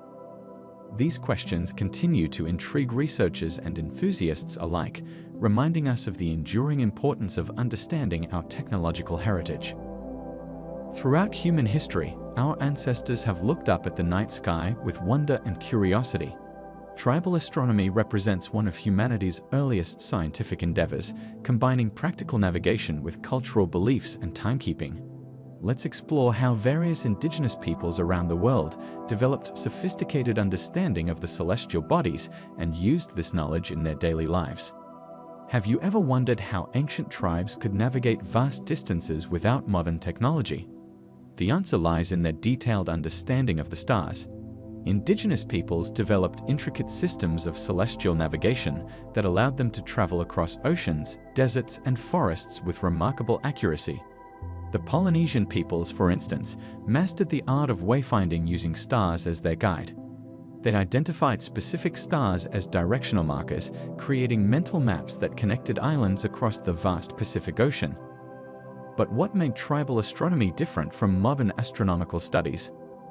Unlike today's purely scientific approach, tribal astronomy was deeply integrated with cultural practices and survival needs.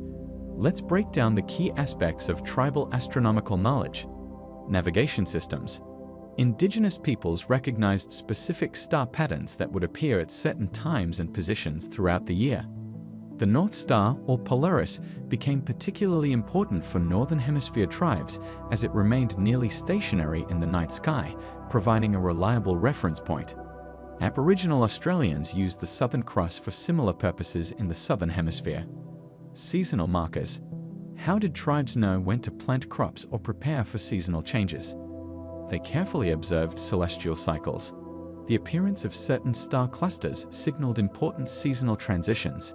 For example, many Native American tribes used the Pleiades star cluster to mark planting and harvesting times.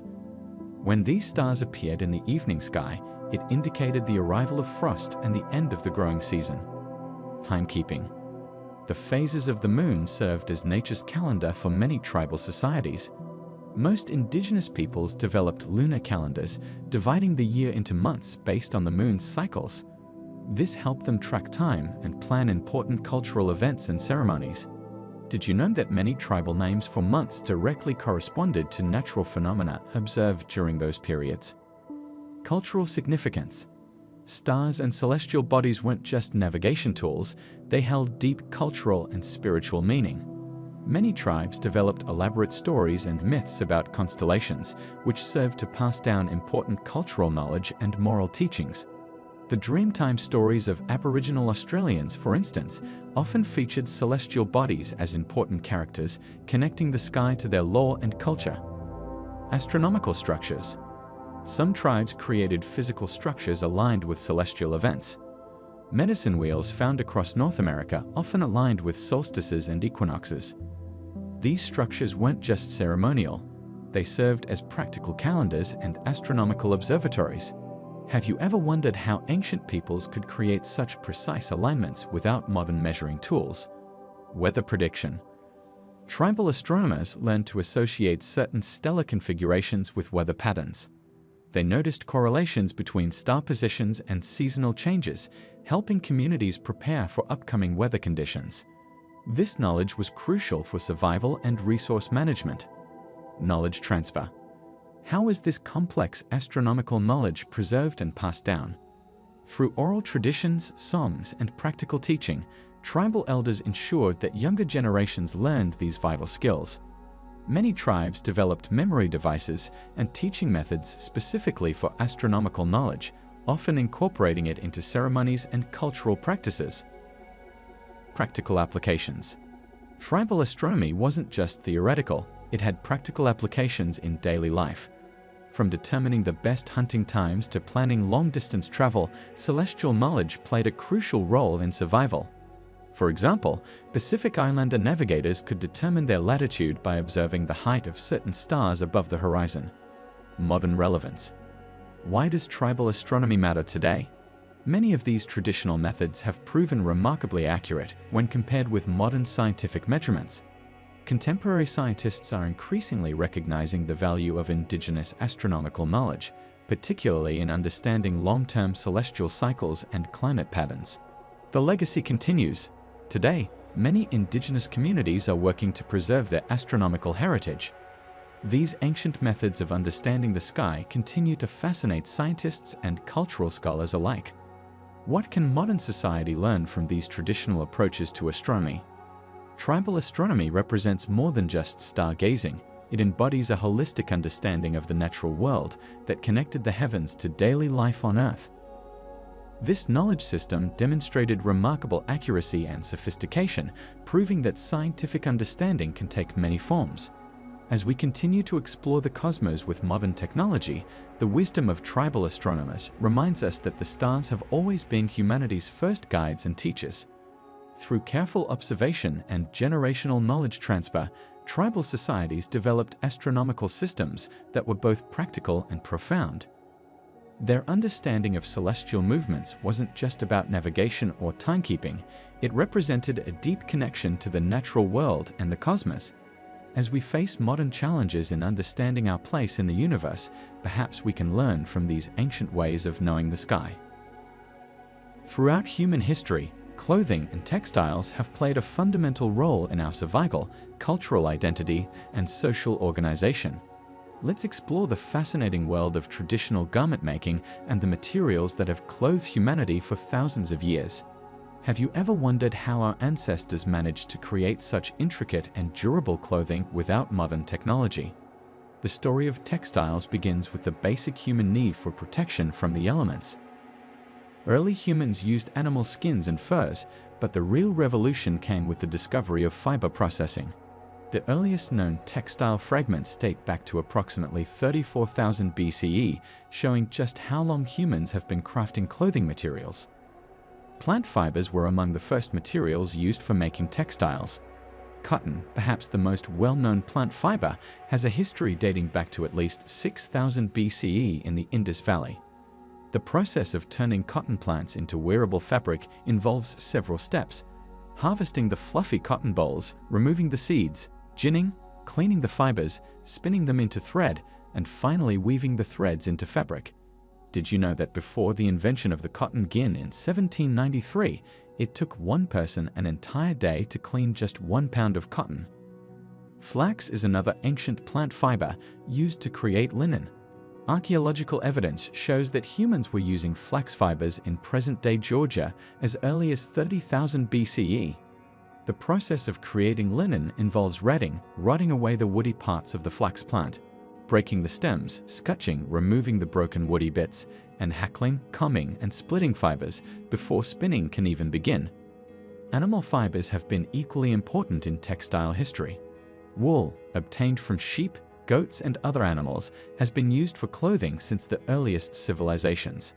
The natural crimp of wool fibers makes them excellent for spinning into yarn, while their structure creates air pockets that provide insulation. Sheep were first domesticated for their wool between 6,000 and 7,000 BCE in Central Asia. Silk, perhaps the most luxurious of all natural fibers, has its own fascinating history. According to Chinese tradition, silk was discovered by the Empress Lizhu around 2700 BCE when a cocoon fell into her teacup and began to unravel. The actual process of silk production, known as sericulture, involves raising silkworms on mulberry leaves and harvesting their cocoons. Each cocoon can produce between 300 to 900 meters of silk filament. The development of spinning and weaving technologies marked major advances in textile production. The spindle and distaff, used to spin fibers into thread, appeared as early as 5000 BCE. The basic principle remained unchanged for thousands of years: twist fibers together to create a continuous thread. Can you imagine the patience required to spin enough thread for a single garment by hand?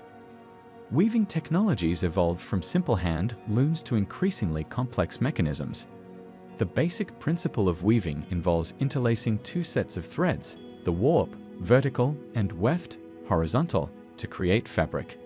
The invention of the heddle, which separates warp threads to create a space for the weft thread to pass through, greatly increased weaving efficiency. Dyeing techniques have also played a crucial role in textile history. Natural dyes came from various sources: plants, indigo, wood, insects, cochineal, minerals, ochre, and even sea snails, Tyrian purple. The famous Tyrian purple dye was so expensive to produce that it became associated with royalty. 1 gram required processing 12,000 snails. Traditional garment making involves not just the creation of textiles, but also the development of sewing techniques. Bone needles dating back 60,000 years have been discovered, showing how long humans have been joining pieces of material together. The invention of the eye needle around 40,000 BCE revolutionized clothing production by allowing for more precise stitching. different cultures developed distinct garment styles based on their climate, available materials, and social customs. For example, the kimono of Japan evolved from Chinese hanfu, while the toga of ancient Rome developed from Greek himation.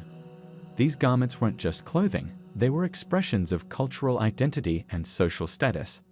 Pattern making and cutting techniques varied across cultures but shared some common principles.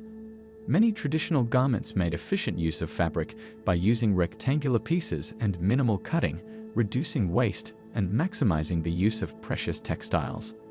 The development of curved cutting and fitted garments came later, requiring more sophisticated tailoring techniques. The social aspects of textile production cannot be overlooked. In many societies, spinning and weaving were primarily women's work, often done in communal settings that fostered social bonds and cultural transmission.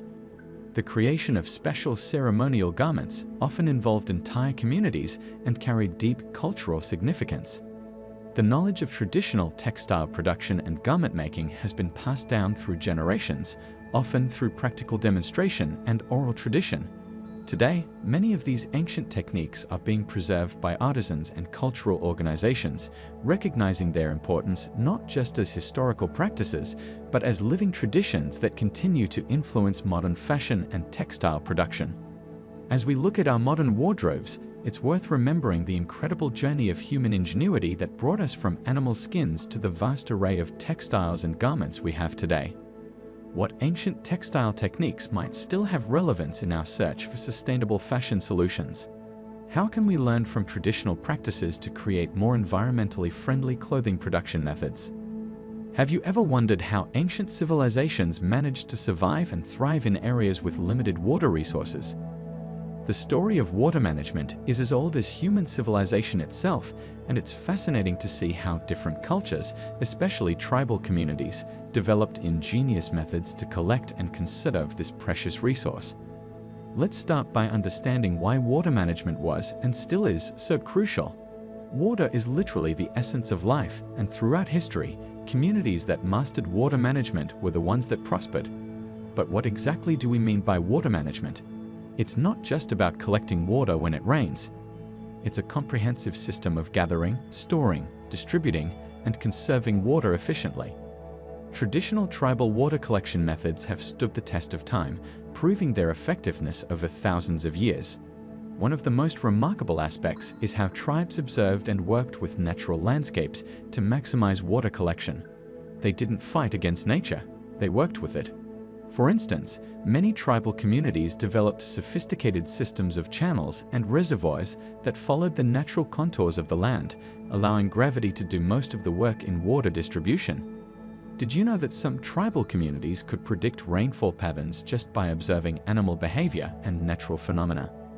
This knowledge, passed down through generations, helped them prepare their water collection systems at exactly the right time. They would clean out collection channels, repair storage vessels, and prepare the community for the upcoming water season. The methods of water collection varied significantly depending on the geographical location and available resources. In arid regions, tribes developed techniques to harvest even the smallest amounts of moisture from morning dew. They would create specially designed collection surfaces that would capture and channel this precious morning moisture into storage containers.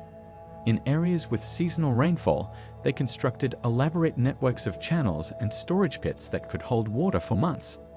But collection was just one part of the equation. The real mastery lay in conservation. Tribal communities understood something that modern society is only now beginning to fully grasp. Water conservation is just as important as collection. They developed strict social protocols around water usage, ensuring that not a single drop was wasted. Water was often considered sacred, and its use was governed by careful rules and traditions. Storage solutions were equally impressive.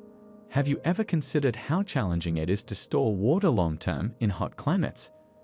Tribal communities found solutions by creating underground storage systems that kept water cool and reduced evaporation. They used natural materials like clay and stone, which not only preserved the water, but also kept it clean and fresh. The distribution systems were often marvels of engineering. Communities developed fair and efficient ways to share water resources among all members. They created time-sharing systems for irrigation, established clear rights and responsibilities around water usage, and maintained communal facilities through collective effort. What's particularly interesting is how these traditional methods incorporated sustainability principles long before the term became popular. These systems were designed to work indefinitely, requiring minimal external inputs and maintaining ecological balance. They understood the water cycle and worked within its natural rhythms rather than trying to control or alter them. Traditional water management systems also played a crucial role in maintaining social cohesion. The communal nature of water collection and management created strong bonds within communities. Everyone had a role to play, from maintaining collection systems to ensuring fair distribution. This collective responsibility helped strengthen social ties and ensure the survival of the entire community. Modern society can learn valuable lessons from these traditional approaches. While we have advanced technology at our disposal, the fundamental principles of sustainable water management demonstrated by tribal communities remain relevant.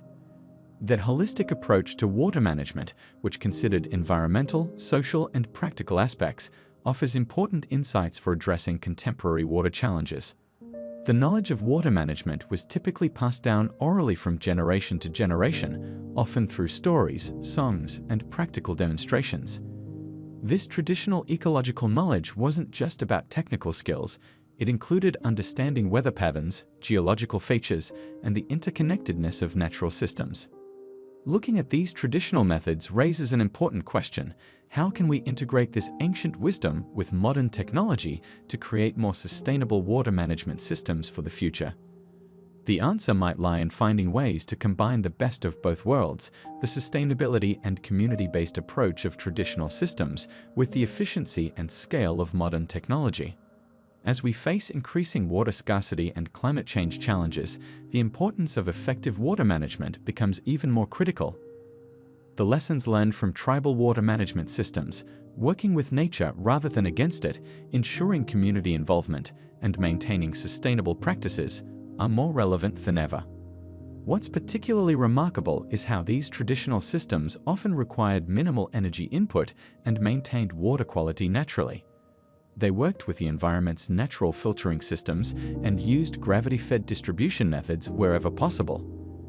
This energy-efficient approach stands in stark contrast to many modern water management systems that rely heavily on energy-intensive pumping and treatment processes. Have you ever wondered how our ancestors managed to keep their food edible for extended periods without refrigerators or modern preservation techniques?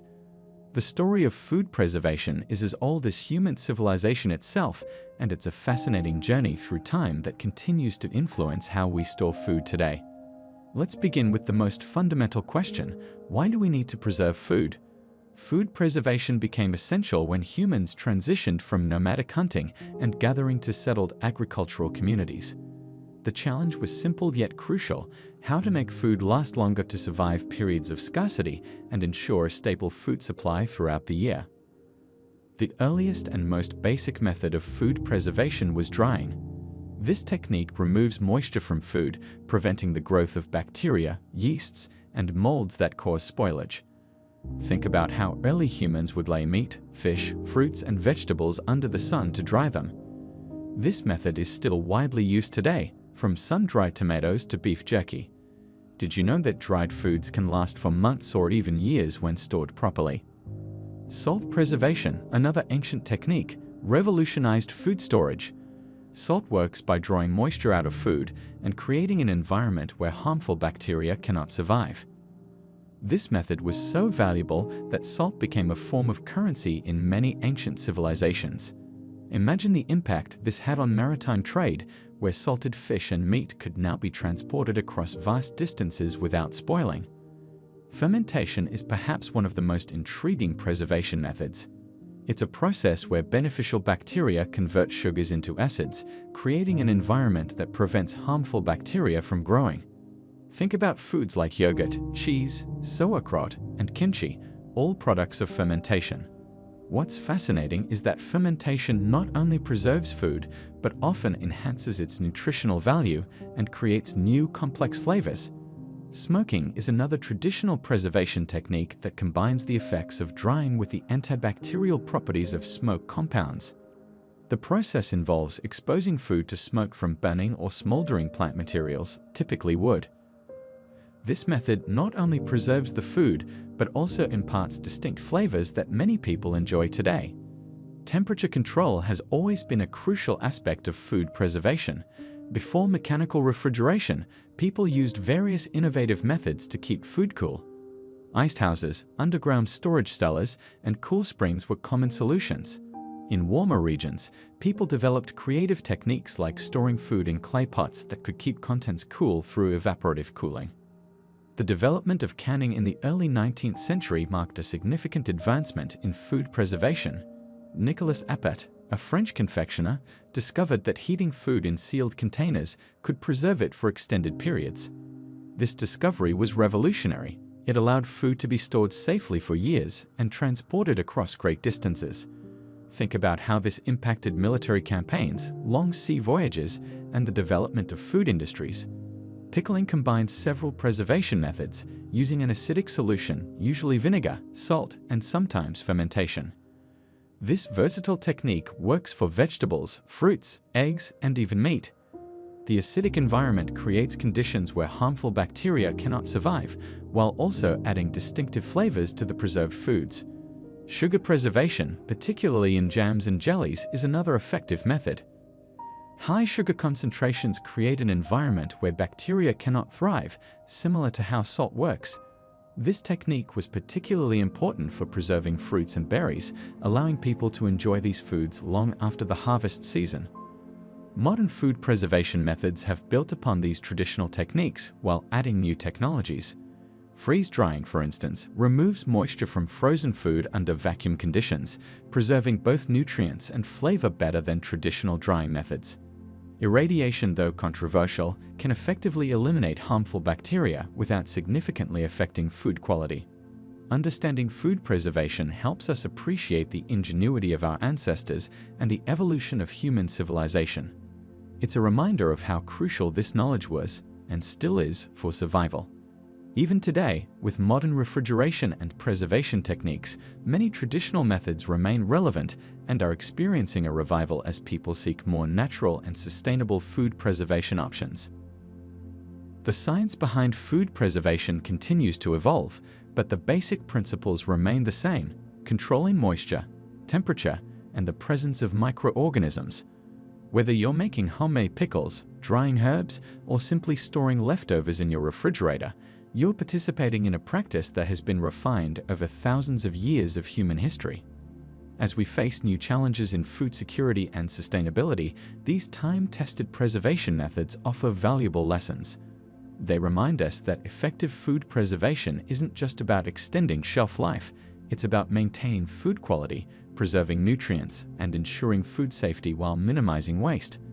What preservation methods do you use in your daily life? How might understanding these traditional techniques help us develop better food storage solutions for the future? Let's explore the fascinating world of tribal diplomacy, a complex system of relationships, negotiations, and peacemaking practices that have shaped human societies for thousands of years. Have you ever wondered how different tribes managed to coexist, trade, and resolve conflicts in ancient times? The answer lies in the sophisticated diplomatic practices they developed.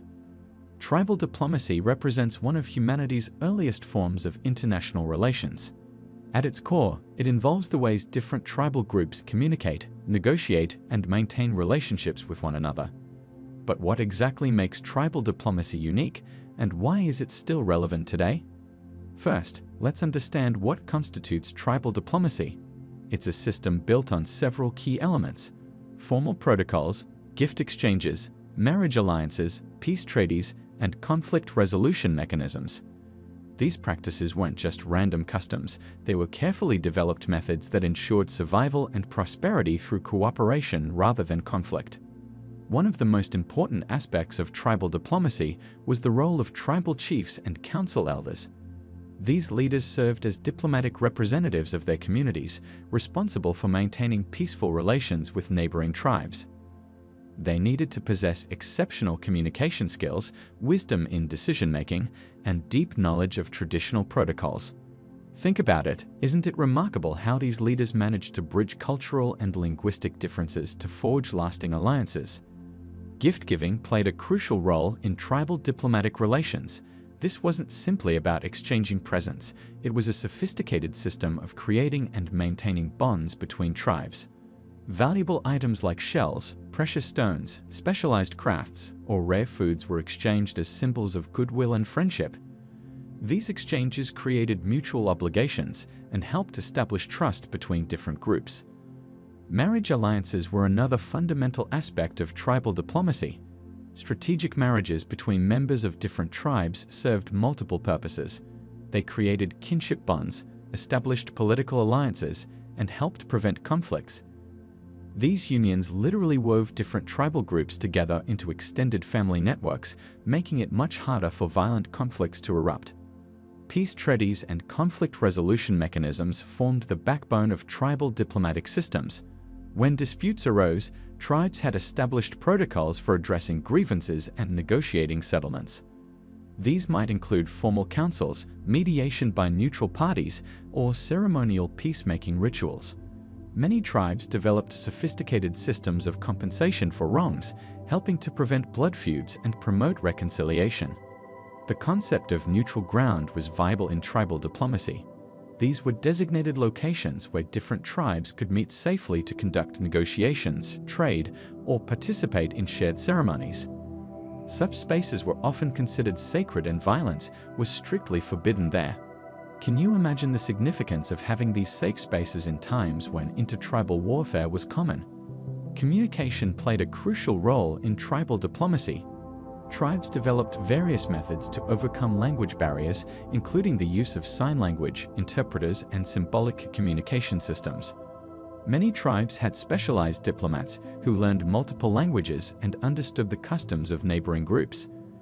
Tribal diplomatic practices also included regular gatherings and councils where multiple tribes would meet to discuss common concerns, resolve disputes, and strengthen alliances.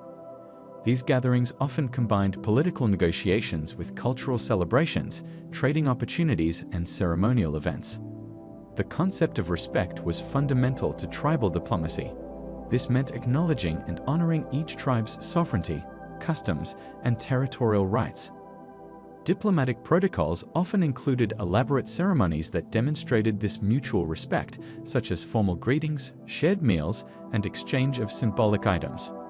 Environmental factors significantly influenced tribal diplomatic relations. Sharing of natural resources, hunting grounds, and water sources required careful negotiation and maintenance of peaceful relationships. Tribes developed sophisticated agreements about resource use and access rights, demonstrating an early form of environmental diplomacy. Trade relations were often intertwined with diplomatic ties. Tribes developed extensive trade networks that required diplomatic skills to maintain. These networks not only facilitated the exchange of goods, but also served as channels for sharing information, technology, and cultural practices. The impact of tribal diplomacy extends into modern times. Many contemporary diplomatic practices have roots in tribal traditions, and indigenous peoples continue to use traditional diplomatic methods in their relations with other groups and nation-states. Understanding tribal diplomacy helps us appreciate the complexity of human social organization and the importance of peaceful conflict resolution. Looking at tribal diplomacy, we can see that it was far more sophisticated than many people realize. It involved complex systems of negotiation, conflict resolution, and alliance building that helped maintain peace and prosperity among different groups. What lessons can we learn from these traditional diplomatic practices that might be valuable in today's world of international relations? Tribal diplomacy reminds us that peaceful coexistence requires more than just formal agreements. It needs ongoing effort, mutual respect, and recognition of shared interests. The sophisticated diplomatic systems developed by tribal societies continue to offer valuable insights into how different groups can live together in peace and cooperation. Throughout human history, animals have held profound spiritual significance across cultures and civilizations. let's explore why certain creatures became revered and how they continue to influence beliefs and practices today. Have you ever wondered why some animals are considered sacred while others are not? The answer lies in the complex relationship between humans and the natural world.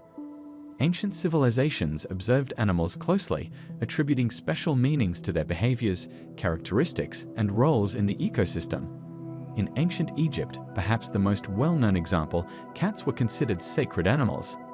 The cat goddess Bastet represented protection, fertility, and motherhood. Egyptians believed cats possessed divine energy, and killing one, even accidentally, was considered a serious crime punishable by death. They even mummified their cats, treating them with the same reverence as human remains.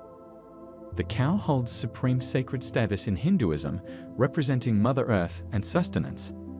This isn't a recent development. The veneration of cows in Indian culture dates back thousands of years. Hindus consider the cow a symbol of non-violence, ahimsa, motherly love, and selfless giving. The cow provides milk, which sustains life, and even its waste products have traditionally been used for fuel and purification rituals. Native American cultures have long revered the eagle as a sacred messenger between humans and the Great Spirit. The eagle's feathers are considered holy objects used in important ceremonies and rituals. Federal law in the United States actually protects eagle feathers and parts, recognizing their religious significance to Native American tribes. In many Pacific Island cultures, sharks are considered sacred guardians. Hawaiian mythology speaks of Aumakua, family guardian spirits that often take the form of sharks. These beliefs led to protective practices that helped maintain ecological balance long before modern conservation efforts. The snake, despite being feared in many cultures, holds sacred status in others. In ancient Mesopotamia, the snake was associated with healing and immortality. This connection between snakes and medicine persists today in the caduceus symbol used by medical organizations. But what makes an animal sacred? Several factors contribute to this designation. 1. Behavioral characteristics that align with cultural values. 2. Practical importance to human survival. 3. Mysterious or unusual qualities that seem supernatural. 4. Historical events involving specific species. 5. Religious or mythological associations. In Tibet, the yak holds special significance due to its crucial role in survival at high altitudes. These animals provide transportation, food, shelter through their wool, and fuel from their dung. Their ability to thrive in harsh mountain conditions has led to their reverence in Tibetan culture. The elephant, particularly in Southeast Asian cultures, represents wisdom, strength, and good fortune. In Thailand, white elephants are considered especially sacred and have historically been protected by royal decree. The elephant god Ganesha remains one of the most widely worshipped deities in Hinduism. Japanese culture holds the crane as a sacred creature, representing good fortune and longevity. The tradition of folding 1,000 paper cranes, senbajuru, for good luck and healing stems from this belief. Similarly, the fox serves as a messenger of Inari, the Shinto deity of prosperity and rice. In Australia, Aboriginal peoples consider certain animals as totemic ancestors. These creatures are believed to have shaped the landscape during the Dreamtime and continue to hold spiritual significance. The rainbow serpent, for example, represents water, life, and fertility. The practical implications of declaring animals sacred often served conservation purposes. When a species was considered holy, people would protect it and its habitat, maintaining ecological balance. This demonstrates how spiritual beliefs can contribute to environmental preservation. Modern science has revealed fascinating aspects about many of these sacred animals. Cats' purring vibrations promote healing and bone density. Eagles have extraordinary vision capabilities. Elephants demonstrate complex emotional intelligence. Dolphins exhibit sophisticated communication systems. These discoveries suggest our ancestors may have recognized special qualities in these creatures even without modern scientific tools. The concept of sacred animals continues to influence contemporary society. Many modern conservation efforts benefit from traditional beliefs about animal sanctity. For instance, the protection of India's remaining tiger population is partly supported by the cultural significance of tigers in Hindu mythology. Understanding sacred animals helps us comprehend 1. Historical human-animal relationships. 2. Cultural development and values. 3. Traditional ecological knowledge. 4. Religious symbolism and practice. 5. Early conservation methods. The study of sacred animals reveals how spiritual beliefs and practical survival needs often intertwined. Communities that depended on certain animals for survival frequently developed religious practices ensuring their protection and sustainable use. Looking ahead, what can we learn from these ancient perspectives on sacred animals? As we face modern environmental challenges, perhaps these traditional views offer wisdom about maintaining harmony with nature. The concept of sacred animals reminds us that humans have long recognized their dependency on and connection to the natural world. These ancient beliefs continue to influence modern practices and attitudes toward wildlife conservation. Understanding why certain animals became sacred helps us appreciate the deep historical roots of human-animal relationships and their ongoing relevance to contemporary environmental and cultural discussions.